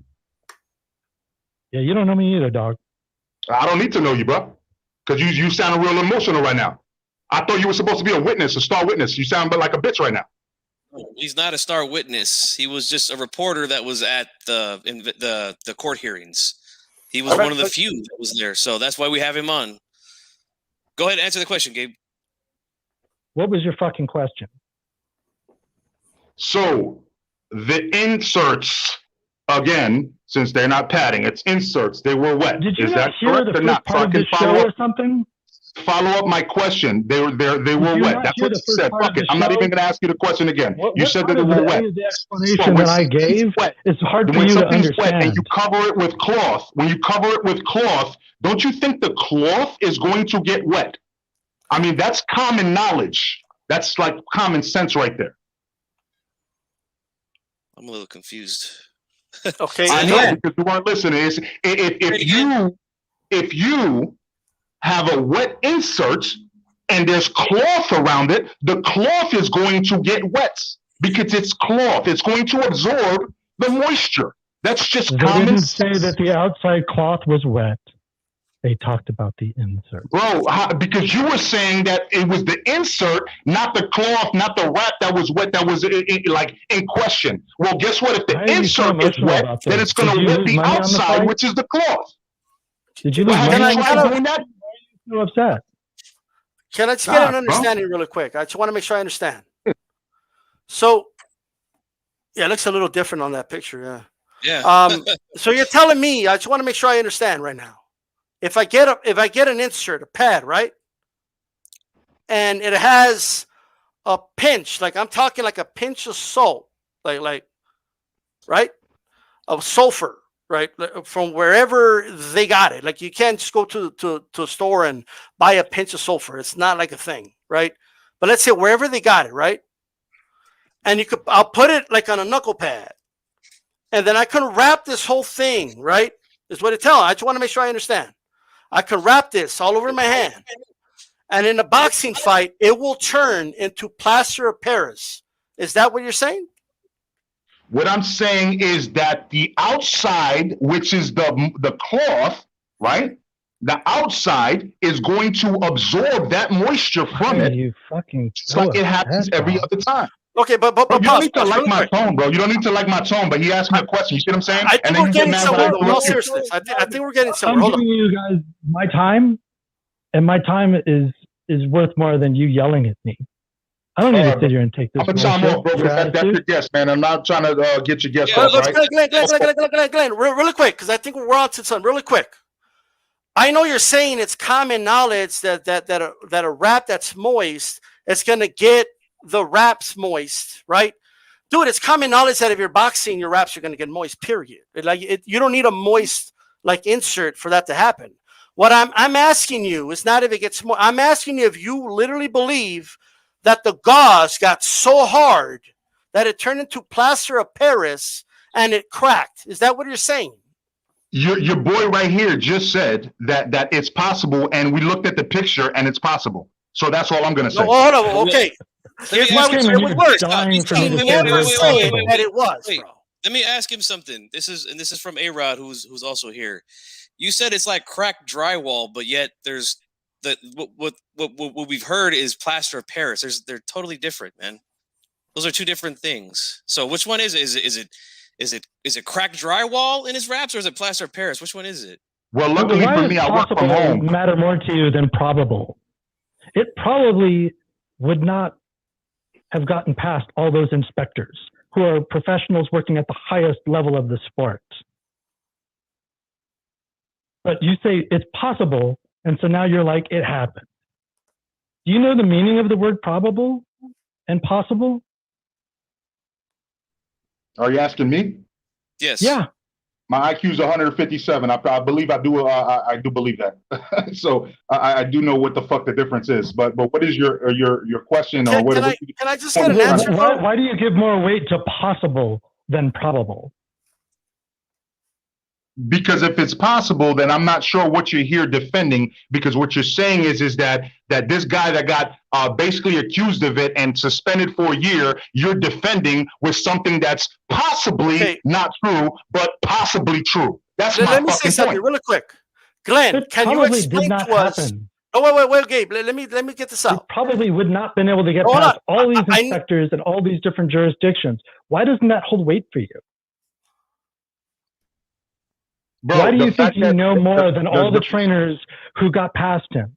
And why doesn't Nazim's I think a lot of lying about Trinidad, who didn't go through a commission, wasn't suspended in any way, and whose story changed, why do you give him more weight? I don't know why did Andy Ruiz not listen? Wait. Hey, Glenn, I need to ask you a question. Answer the question. Don't what about me? Answer the question. Right. Why do you look at all the evidence and the only thing you come away with, it's possible.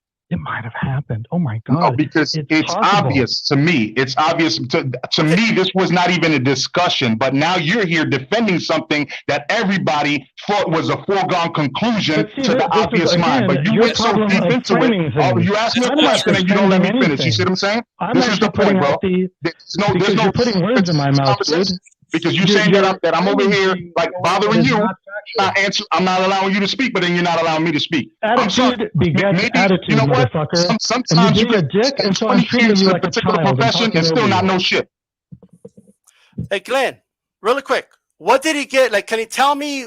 You said he got suspended for it. Tell me what he got suspended for. Bro, he was on suspension, right? For the reps. No, he wasn't. That's factually wrong. They never found anything wrong with the raps, bro. So why they was never he found anything that would suggest that you tell me why he was suspended. Okay. We already explained that. Go ahead, Gabriel. My problem here is ask me the question. So I'm telling you why he was suspended. You tell me why he was suspended. Well, you were talking matter-of-factly about it's obvious and it's common knowledge and all this, right? Mm-hmm. And you can't even explain to me why he was supposedly suspended. You can't explain it to me. How is it common knowledge if you can't even explain that? Bro, like you're still telling me about what ifs as well. You're telling me I'm not giving you what ifs. I asked you a direct question. If you're gonna say that's common knowledge, then prove it. Tell me what he was suspended. You still haven't proven what you're saying. What are you talking about? What do you mean? I have this is me talking, okay? You have a whole live though going on Margarito Wrapgate. No, hold on, bro. Let me say this. Let me just say this, okay? There was old paddings, inserts, okay? Right, because this guy put hold up. Wait, bro, wait. We don't need to talk about it causes moist because all wraps, all gauze gets moist in every single boxing fight, okay? That is common knowledge. So we don't need to even go that direction. They get moist anyway, right? So that's all I want to say about that. What you're telling me is that you literally believe he got suspended because he had plaster of Paris in his wraps. Is that what you believe? I believe he was suspected of that. That's correct. And your boy right here, by the way, just admitted that he put the wrong wraps on him. So how am I supposed to believe this guy when he put the wraps? He put the wrong one on. He put the on. What kind of person you want in your corner like that? Fuck out of here. Bro, hey Glenn, look, it's inserts. Let me just say one more thing. Glenn, okay? You have listening issues, dog. Like I'm trying to explain to you, right? Suspended. I'm not saying that nothing wrong was done whatsoever, right? That's not what I'm saying. Like even if it was a mistake, he's still fucked up either way. Like even if you believe that, right? I get that 100%. I'm with you as far as that goes. But there's nothing that has ever come out that would suggest, right, that the inserts would cause the entire wrap to turn into plaster of Paris. Nothing. Like there's been nothing to prove that whatsoever. So he was under suspension for what reason? He was never suspended. Oh my fucking Lord! It was pending an investigation. Under the investigation, man. That's So what he couldn't fight for a year. My fucking Lord, bro. Because they have to go to court and all that. Do you have trouble listening? Bro. It had to be investigated, bro. Do you have trouble listening? Are you? How long ago did that fight happen? Are you flooded right now? Why is it so hard you to- can't Sweating? hear anything anybody's saying? Glenn, No, why is it so no, hard for you? everybody's still over here, brother. Like you got me fucked up. This is the first time I meet you. You should everybody should tell you I'm fucking calm tempered, bro. This is just the way I speak. You ain't got me bothered at all. I think you under pressure. You the one sweating. I can see it off the light off your head. Glenn, look. Here's what you're Cool, not bro. understanding. I've already explained this to you before. Gabriel came on here that he was not suspended. I don't know why you're having a hard time understanding that. Like, why is that hard to understand? Rapstar, you've gotten a lot of like you say common knowledge. You've gotten a lot of common knowledge facts wrong about the case, bro. Like you have every right to believe he did it, right? That's cool. He wasn't suspended because of that photo. He was suspended because of the inserts. I got friends of mine asking for time off that this is not worth it, so I'm gonna go ahead and time off. You know what I'm saying? Respect to y'all. Have a great night. Do you know the difference between a suspension This is like we're and a going down the rabbit revocation? hole right now. You know what I'm saying? It's not really a rabbit hole, but you're not. It's not really a rabbit hole if you listen. Yeah, and you're not actually understanding comprehend what we're saying. I'm not listening to somebody that didn't even know what the right raps to give his fighter. Nah, you good. Have a great night. What are you talking about? Okay, first I didn't know let me just say this, dude. Look, bro. I wasn't in the corner. Too much emotions I there. just want to make sure I get this straight, right? So you want me to believe? I just want to make sure everyone understands this, right? Because the accusation is that Margarito had plaster of Paris in his wraps for every fight, right? And I'm supposed to believe that this is common knowledge, and it's so obvious that nobody, right, can possibly see it any other way, right? And I'm not trying to be like, I'm just, giving my opinion here. And you're telling me that padding, right? Because that's what he got caught for. They didn't find any problem with the gauze. They didn't find any problem with the tape. You're telling me that an insert is going to get so wet and the plaster of Paris is going to seep through all the gauze and the tape to the point where the tape cracks? Like that's what you believe? I'm just not. The that final is not judgment obvious at all, that actually. His license was revoked. It was revoked. A lot of fighters, as part of procedure, after a fight, when they're stopped, they get temporarily suspended. They have to not fight for a while because of their brain. That's just standard procedure. He had his license revoked, meaning he no longer had a license in California to fight. He never fought there again. He came back and fought in Mexico, which is why the media was really mad at him when we sat down to interview him, because we felt he was getting around the suspension or around the revocation and the punishment by fighting in another country. Rapstar, man, you can come on and talk with us, man. You don't have to keep banging so hard in the chat, bro. We welcome anybody here, man. You know what I'm saying? It's not a big deal. And if you don't want people to bring up your family, don't bring up your family. You don't want me to attack your resume? Don't bring it up. Just ask me a question. But speak respectfully to me, man. I came out. There's a reason why I don't do boxing chats, why I don't really work in the industry anymore. It's because of vulture shit like this. You know, another guy going, oh, we didn't label his tapes. He's supposedly professional. Dude, I cashed checks as a reporter for 8 years. I broke major stories in this sport. Like, that's just a point of fact. I'm the guy that broke the story that Lamont Peterson tested positive. The next week, I broke that Berto tested positive. Rapstar, look, bro, I don't put links in the chat because I don't want weird people just clicking on the link. Email me. My email's at the bottom, bro. I don't know why that's so hard for you, man. Just email me. Not a big deal. Look, Major Key emailed me. I gave him the link. 92AKU emailed me. I gave him the link. A-Rod is here. I gave him a link through email. It's not a big deal, bro. Just email me. A-Rod, what's up, bro? You want to ask a question? Yeah, how are you guys doing? Good, man. Good. Good evening. Question on the rules on using the wraps. Do you have to literally just bring it out of the fresh packet, or can you use opened up wraps and gods and stuff like that? That way we could get away with that part. If you could answer that one.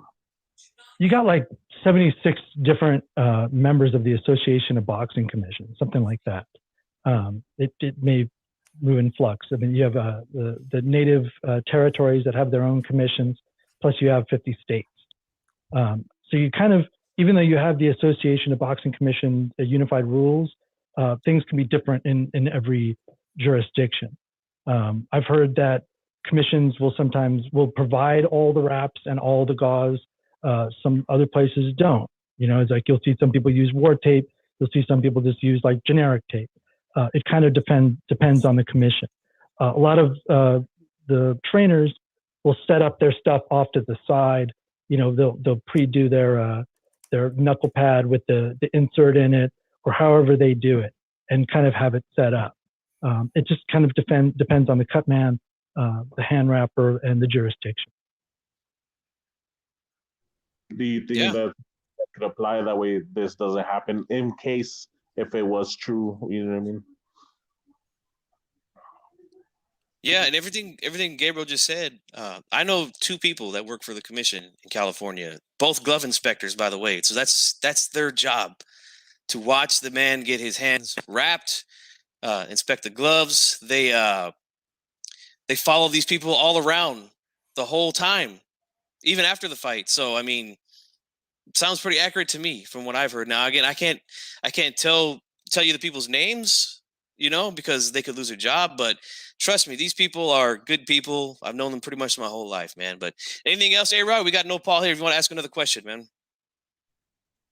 No, I just wanted to mention on the part where you said sheetrock and the freaking plaster of Paris is a whole different thing, where sheetrock is rock covered with paper around it, and plaster of Paris a substance that gets hardened with liquid.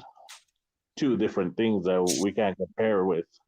You know what I mean? And the court thing, just like whenever you get arrested out here, unless you get on bail, you're staying in jail until proven otherwise. You know what I mean? It's the same thing with Margarito. He couldn't fight until he got cleared. And that's all I got. Thank you for letting me on. Thank you for your time, Gabriel. Much appreciated. Thank you very much. Appreciate it. No problem, man. Let me go ahead and add No Paul here. No Paul, what's up, man? Hey, how's everybody doing right now, man? Good, man. What's up, man? How's it going, Gabriel? I just wanted to ask because something that I always considered, at first, like everybody else, I was personally kind of went with the whole story, the narrative and all that with the media, how they said that he cheated and all that. But, they got their chance to fight again. And that, if you ask me, that second fight was very suspect. You know, in my opinion, I thought they stopped it really fast. And, it looked to me like Margarito was about to start laying a beat down. So my question to you is, is that part of the reason why with all the evidence that you saw and everything that you made that conclusion that you didn't ever think that Margarito cheated? My opinion came from the hearing. And as I didn't find out about the training camp injuries and all that kind of stuff till I don't know, way later, maybe a year later, somewhere in there. And I didn't get him on the record about it, Margarito, until, deep into leaving in the ring. So I want to say, 3 years later. So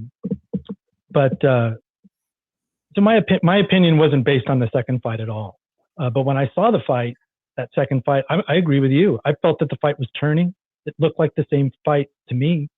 And I always felt about the first fight, and this didn't really, the hearing kind of bolstered this, but just looking at it as a fight, because it was my job to break down fights and study them. I just thought Cotto fought the wrong fight against the wrong guy. The way bigger dude. There's a reason why Floyd didn't even want to handle him. He's a big man. And I've interviewed both of them in person, watched them both train. He's a big, big welterweight. He should have been at 54 years ago, I think, years before he ever got there.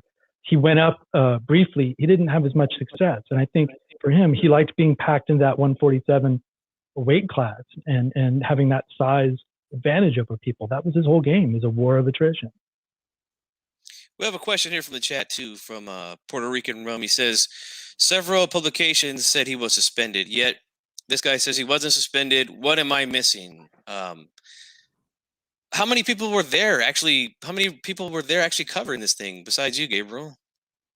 I didn't name check all the reporters. Like a dozen, maybe. It was a packed ass room. It was a big story.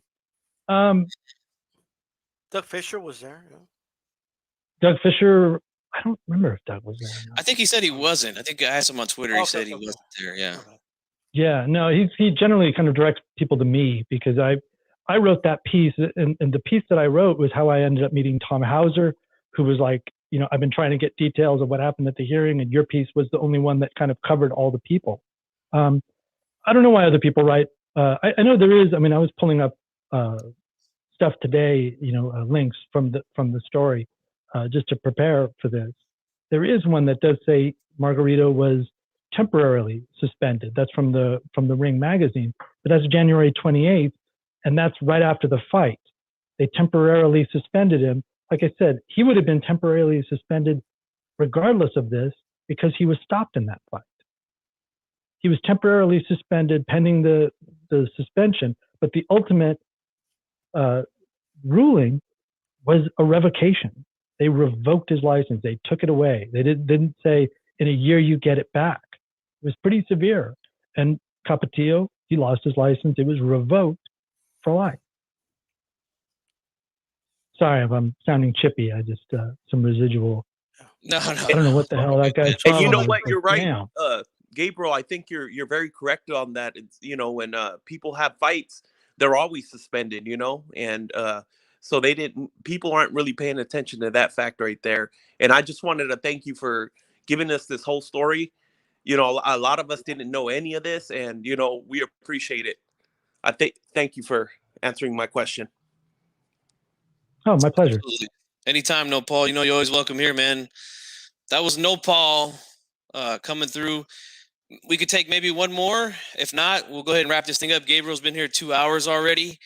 I want to say, somebody said in there, he's guilty, he's a cheater, his license was revoked, he's a cheater, end of discussion.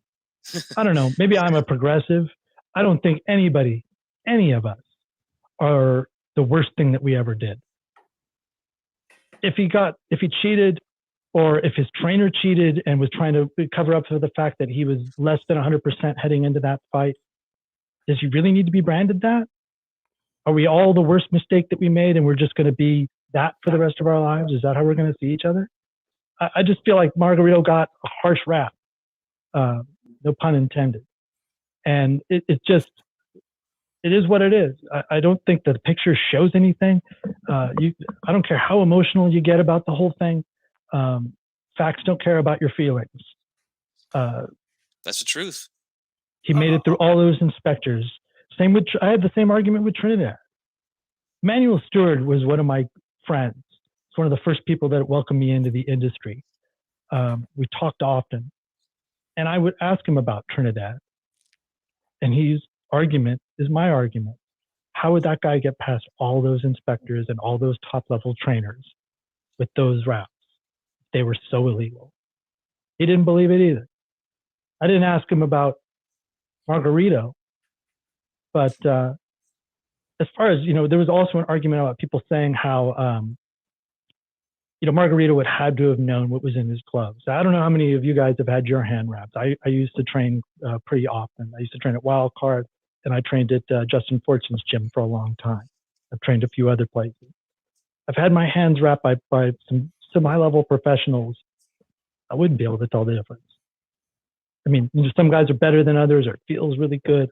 But I mean, if they wanted to do that fight wrap on me, I just don't think that I would notice. But also, I've watched a lot of fighters get their hand wrapped. Most of them have headphones on, or they're talking to somebody, or they're focused on something else. If they're not just sitting there with their trainer, they're not. Most of them, I don't see them like just intently staring at their hands. It's like tying your shoes for these guys. It's what they do. So, you want to come on after Rican G? I can send you a link, brother. Just give me one second. Send it to him, brother.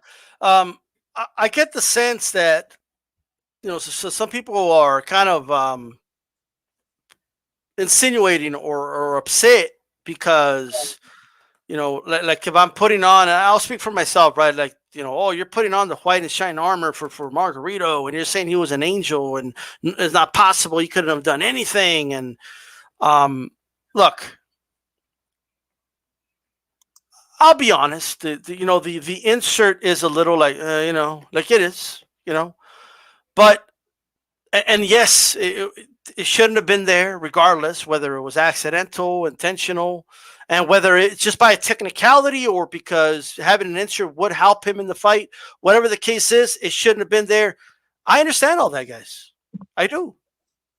But what I'm trying to get at is that there's literally no evidence that he had plaster of Paris on his wraps, right?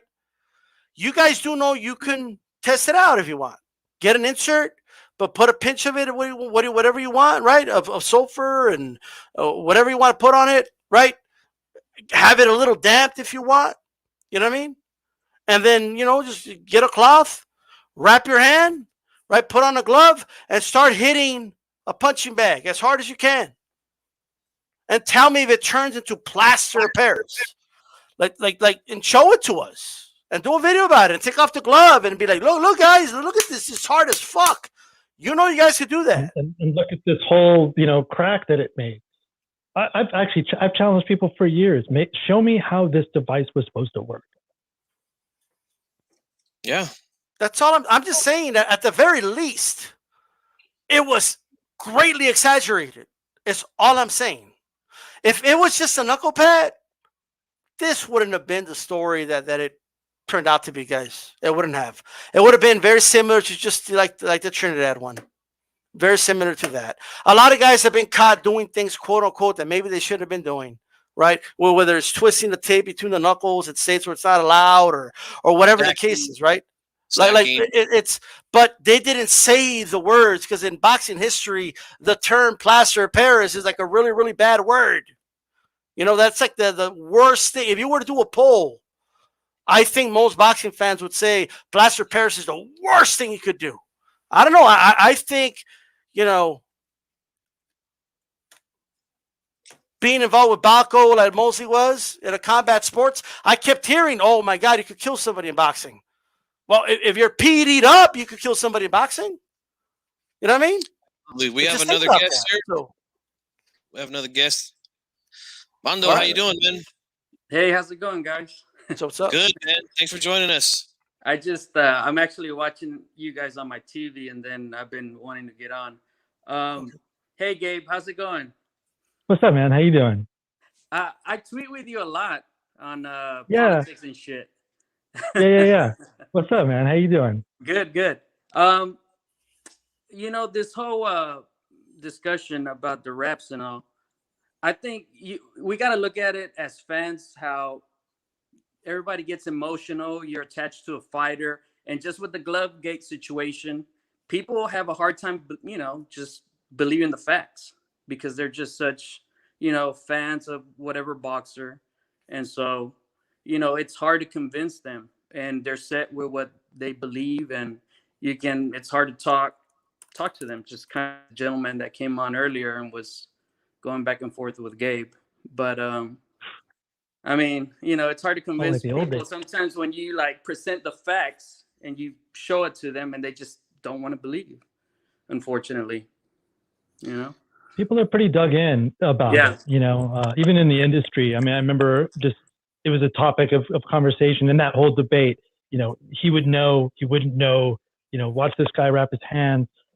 Even professionals had opinions about it. I think people still do. I don't know if you'll ever get the stink off of him. You don't really see him around as much, Yeah. I just always I guess I am a bit sensitive to race and things like that. and looking back on it and the way everybody was labeled and what race dominates the media scrums, it always kind of made me wonder about that. Like, did we just kind of put shit on him and not give him a voice or not give him the benefit of the doubt? I don't know if everybody's been watching the C-SPAN, the hearings on the insurrection, but there's a certain group in this country that can do whatever they want, and they get a kind of a automatic pass, or they get nuance, and we kind of maybe make excuses or think maybe it could be this. And then there's everybody else. And I can't help but think that a little bit of that seeped into this. There was also in this, I started to work on this piece again, starting to look back into this story for The Ring. It hasn't been the easiest because I want to approach the politics of the time. It's a different regime that's in there now in the California Athletic Commission than was there then. And I remember hearing rumors, and I don't like to deal in rumor, although I'm not a reporter anymore, so I can kind of bring this up a little bit.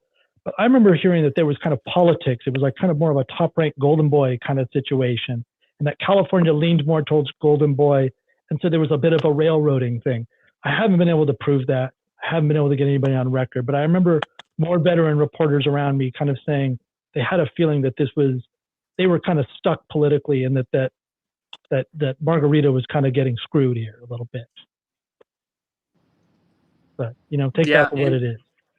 That picture that you guys keep bringing up, honestly, when I look at that, I think about as soon as the gloves come off and you're in the ring, you're hugging people are rubbing next to you. That, to me, that looks like a thread of something. It doesn't even look like a crack. It looks like a thread from a suit, to be honest. And then the red mark, to me, it looks like blood. Maybe he rubbed his face as soon as the gloves came off. I mean, as soon as those gloves come off, people are around you. You're hugging, grabbing people. I mean, like, who the hell knows what's on those gloves once the gloves come off? So, I mean, that picture, like you said, Gabe, is just a picture in time. You don't know what happened before or after, Yeah, and you see, all of us have already had a different interpretation of what we think we see. Yeah. It's not a matter of fact. Like, when people say it's a matter of fact, like, that has to be challenged. Like, can you put up the Mike Tyson ones again? Yes, I can. But that has to be challenged when people say it's a matter of fact. It's like, do you know what the word fact means? That means that it's real. Like, and we're not agreeing on that. Not everybody is agreeing. It's okay if you guys believe that he did it. But don't tell me, it's obvious, because it's not. Well, and right? also, he came in wanting me to say it's possible, and so then therefore possible became it happened. Right. And you were trying to explain the difference between probable and possible, and he I guess he didn't want to understand that. Well, people that want to argue, they'll do that. Oh, he said possible, but it's possible I could be struck by lightning, but that's never happened in 36 years. I mean, anything, quote unquote, anything is possible. Here's the tricky part about that, right? Like, Glenn doesn't believe in Glovegate, from what I understand. I don't want to put words in his mouth, right? He doesn't believe in Glovegate. You can argue it's possible that Fury had something illegal in his gloves. You can argue that. That's why I said that. You know what I mean? Yeah. Like what's important here when it comes to dialogue, it's important to not try to get this gotcha, right? Like, see, I'm right. Because you don't get anywhere. That doesn't lead to the truth. That just leads to you trying to get the upper hand on somebody because you made them say something or something like that. No, but that's not. We're trying to get to the truth here, right? And I've said it a million times. Of course, you shouldn't be able to put an old knuckle pad, whether it's effective or not is irrelevant. You shouldn't have that. That is against the rules, right? We shouldn't find out if it's effective or not, in other words, right? But what's important here, right? Yeah, yes. What's important here is that you got to prove, right, that the knuckle pad that had like such a small amount of sulfur that they had to use a microscope to look at it. I can probably find sulfur on the surface of this thing. Okay, you could find it in the stuff that you eat, like calcium, for example. Yeah. Like you can find it in a lot of things, guys. These are things that are abundant in a lot of things. So, but what you're telling me is that small amount, you have to explain how the hell the Capatillo gets such a small amount, a minuscule amount, and put it on these on this knuckle pad, and somehow had the measurement exactly to where it's gonna make the whole, like, just the right amount to harden the entire wrap to become this hard piece of like freaking metal, like you know what I mean? Like, I mean, come on, a block. I mean, it's like when you say traces. Once you say traces, I mean that's just a minuscule amount that has no effect. But if there's traces of it, you know, you can run away with it. And it's not like we're talking about PEDs where like a PED, you say like a metabolite. Well, it's like, well, it went through your system and then it was processed, and then this is what you peed out. This is elements like, you know, or trace elements on a knuckle pad that's been handled by like 10 people. That was the big thing for me. And it was weird that people are saying, well, why did the rest of the media say, you know, suspended and not revoked? Like, why didn't the rest of the media talk about the fact that the evidence was passed around and handled, and that the inspector didn't tell the lead inspector that had happened? Like, tainted evidence. It would not hold up in court. I don't think. Well, you know what this is? This is what you call the sunk cost fallacy. That's what this is. People have invested so much capital into this, right, that it has to be true, because that's what I keep hearing. Like, it's common knowledge. He cheated, didn't he? That's what everybody said. Everybody knows it. You know, the mob rules thing. I agree with that, and I mean, it's a bit. It would. I mean, it's a big story if, you know, if it's something that's, you know, if he wasn't. I think it was just a big story, and they ran away. You know, they ran away with it, and it's like, you know, everybody started running with it, and. Yep. Well, also, you know, the thing is that, you know, the boxing is all about deception. At least the game between the trainers and each other, the fighters and each other, but also the reporters. They don't tell us everything that's going on. You don't hang out in camp every day. The days of Muhammad Ali inviting reporters in to hang out and film sparring are gone. You maybe get one day. Maybe you get 2 or 3 if you're that dude. You know, I try to come in like through the camp like a few times, try to catch that last sparring just to see a journey. But that's pretty rare. You got to really develop a relationship with the camp to do that. So I think when this fight happened and Mosley blasted him out, and you had this thing about the wraps, people put on a narrative without finding out about, well, what was his camp like? Oh, he had an injured back and his eye was jacked up to where he needed surgery. That might have changed the narrative just a little bit and explained why he got blown out so easily. Instead, everybody went, he got defanged. And so he went in there and was just mentally breaking down despite the fact that he's been fighting since he was a teenager.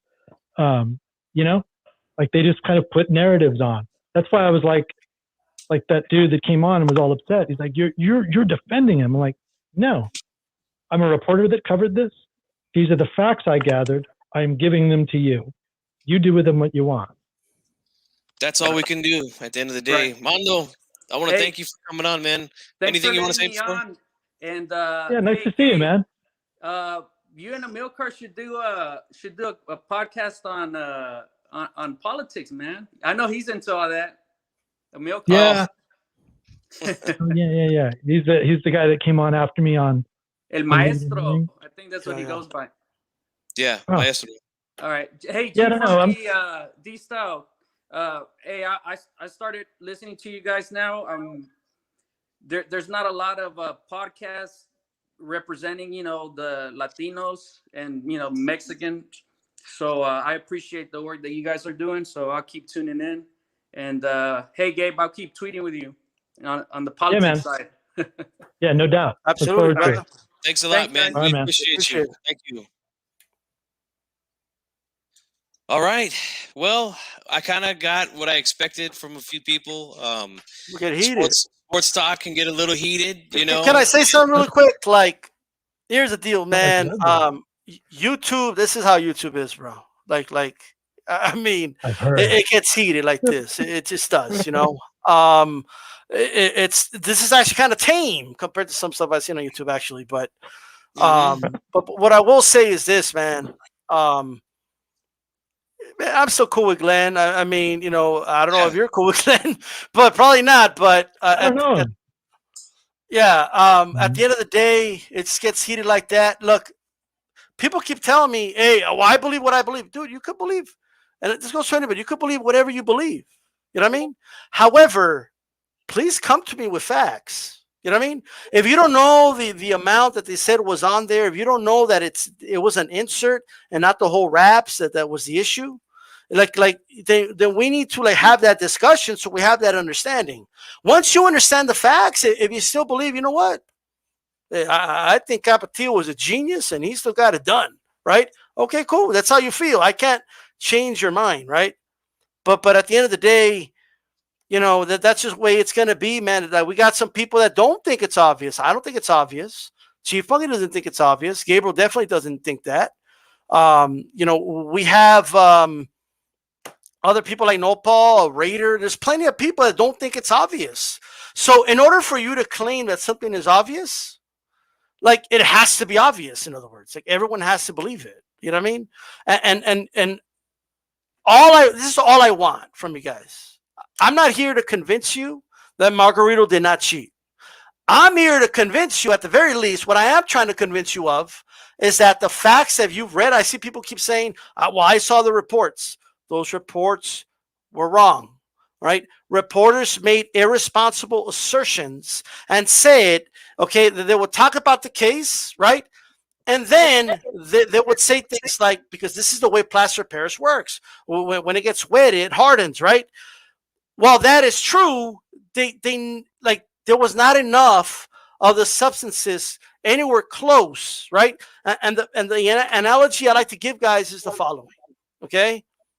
If I buy a bag of cement, okay, and I have a bucket full of water and some sand, and I grab just not even a pinch, a handful, right, of the cement, and I throw it in there, all right, and I start mixing it, right? Is it gonna create cement, or are you gonna have a bunch of mud? like you gotta think about, and I'm talking about a handful. Can you imagine a pinch, like just like this, on a bucket full of water? Do you really believe it's gonna create cement?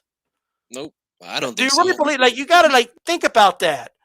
All right, you have to like just. All I want you to understand is that it's been exaggerated, guys. It's been exaggerated.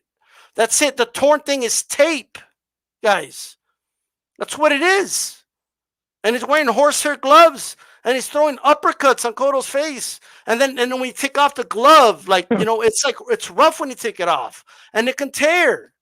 You're telling me that's not a plausible explanation? I'm not saying you have to believe that, but I'm saying you're saying that's not plausible at all.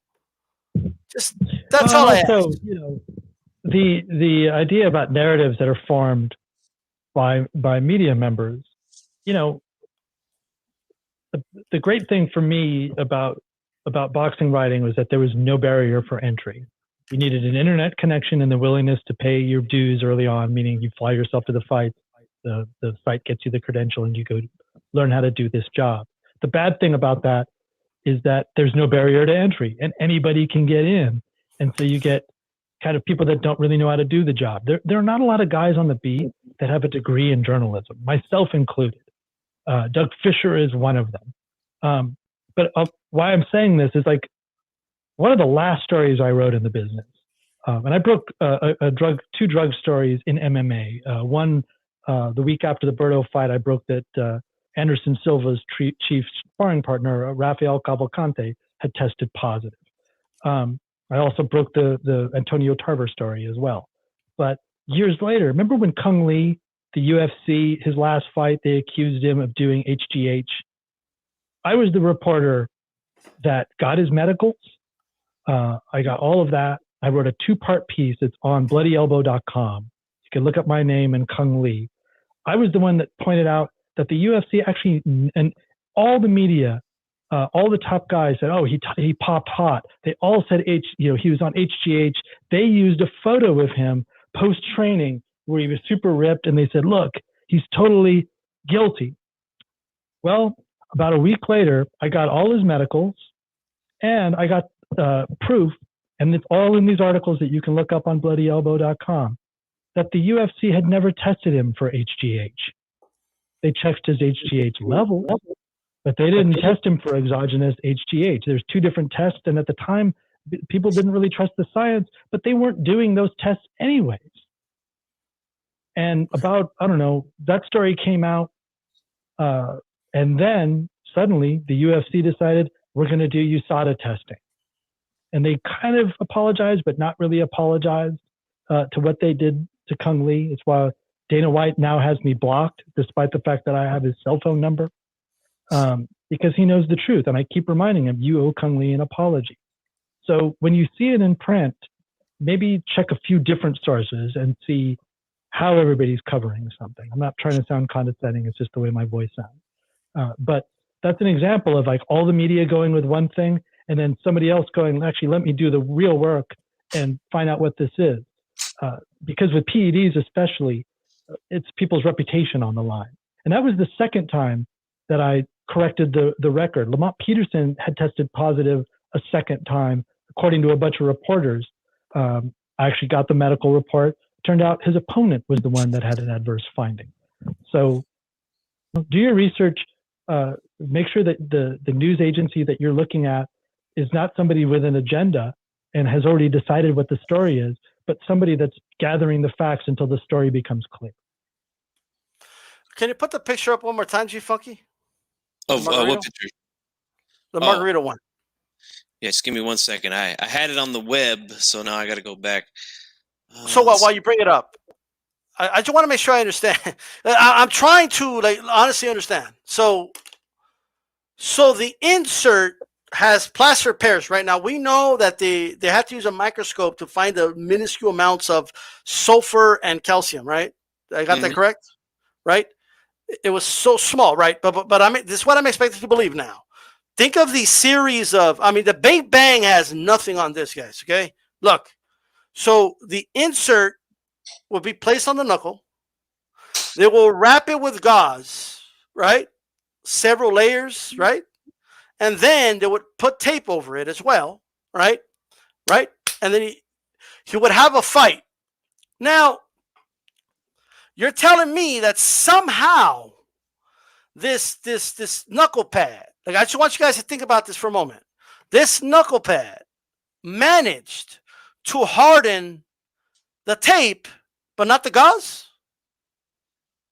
How is that possible? How would it harden the tape but not the gauze? That needs to be explained to me. Like, if you believe that, then you need to explain it. You might have a job. You might want to do some experiments. Like put on a pad, knuckle pad, find this sulfur and calcium, a minuscule amount, put it on the pad with gauze professionally, and then put tape over it. Hit the punching bag for a good solid 12 rounds until it's all wet and all that, right? Take off the glove and show me how somehow the layer of tape got so hard that it's plaster of Paris hard, but look at the gauze. Look how it's torn. Something that hardens doesn't look like that. So why didn't the gauze get hardened if that is, your hypothesis? Because that's what it is. Okay, so test out your hypothesis, and then we'll go from there. Like that. That's all I'm asking, right? Like at the end of the day, all right? If that's what you believe, then I would like a good explanation for that, and I'll leave you guys with that. Okay? Yeah. Well, we know. Like I said, I expected some pushback, and that's perfectly normal because there has been, a lot of work put into this. They use this whole story to sell pay-per-views, man. That's another thing that people are forgetting, that they used him, they turned him into the villain to sell a pay-per-view against Manny Pacquiao and Cotto in the rematch. So and imagine being that, like, you're in that promotion, you don't speak English, everyone around you does. They're clearly making that narrative. And what are you going to do? By the way, look at What that are you gonna do? thin layer though. Like would that would that really do damage? Like that thin layer. Like let's say it did get hardened, right? Something that could crack that easily. Like would it really do damage like that? Like I don't even think that's what it is at all. But I'm just saying, like if this tape had like it was so thin, right, and it cracked. Like you're telling me that look how thin it is. If you do believe it's a crack, I'm just saying, you know. Yeah, that's the funny thing. But I agree with Beeb. It looks torn to me. Yeah, it's strange, but it you know, again, it's just I can't imagine that the inspector's not looking at it. Let's say it's cracked and going, yeah, that looks normal. That happens all the time. Because you know, like drywall. Because I used to work drywall with my uncle as a teenager, right? And they would have me do the taping. You know what I mean? And so you know, I would make the stuff, and you know what I mean. And I'll tapear. You know. So yeah, that thin layer of tape hardens, right? And sometimes like it'll be in the floor and stuff, like parts that I will cut off, and because I'm at the end of the wall, I'll cut it off, you know, with the edge, and I'll throw it in the ground, and then it would like hard, but I could like pick it up and beat somebody with it. Like it wasn't even that hard. It was harder than the tape, but it wasn't that hard that I could literally like put it as a knuckle and like fuck somebody up. It just wasn't that hard. And again, if you were pounding somebody with it round after round, like it would be like powder at some point. It would be like sprinkling out, you know, like that's, but you know. That's a good point, actually. I'm just thinking if you're cheated that way, maybe if it's broken, you might feel it in there, but why take off your gloves after the fight if you've cheated? Leave the wraps on too. Leave the wraps on, dude. And like I stated earlier, that's exactly how Resto was caught. He walked over to the corner and they discovered it there, right in the ring. You know, and Cotto's team had plenty of. He literally hugged Cotto after the fight with the wraps on. So yeah. You know. But yeah, this has been a great episode. Got a little heated, but that's okay. You know, that's sports talk. Don't get mad, guys. By the way, I don't know what's going on, but like we don't know. We were caught in the conversation, so I can't control the moderators like that. This is Chief Funk's channel. It's his decision what he'll do about that. But if anybody got blocked, you know, attitude begets attitude, and he just kind of came strong. And for the record, I didn't talk about his kid. I just was like, to me, having a kid, and this may sound disrespectful, that doesn't make you any smarter. All animals can have kids. You know, you're coming on and being rude to me. I'm a little worried that maybe you're not teaching your kid manners, but like, don't bring up your kid. And then I won't bring up your kid, and then you won't get upset about it. And speak to me respectfully. Well, this is the first time we met, and you're like, well, this is how I am, bro. Like, you don't adjust at all. And I'm supposed to think that you're a rational person that's going to accept the facts that I've got and maybe change your mind when you're just already like at a 10 at the top. I don't know. Like I said, and also, man, look, and leaving the ring for a long time. Like I'm almost like 1,000 episodes deep on podcasts that were 2 and 3 hours and had live callers. Like I've been around the block. Like I'm just not going to put up with it. So I apologize if I got out of line on your guys' show, but I just was like, dude, you got to chill the fuck out. It got heated, that's for sure. I'm sure in a different circumstance, you and Glenn would probably get along, but it's one of those things. It's just class that way, and it's I can say he is like that. He does kind of talk like that, and all that, and he kind of went at me because I just said, well, you could the egg weight as possible, but it's obviously one thing led to another, and it got a little bit out of control. But at the end of the day, I just feel like, you were the guest here. You did take time out of your day to come on.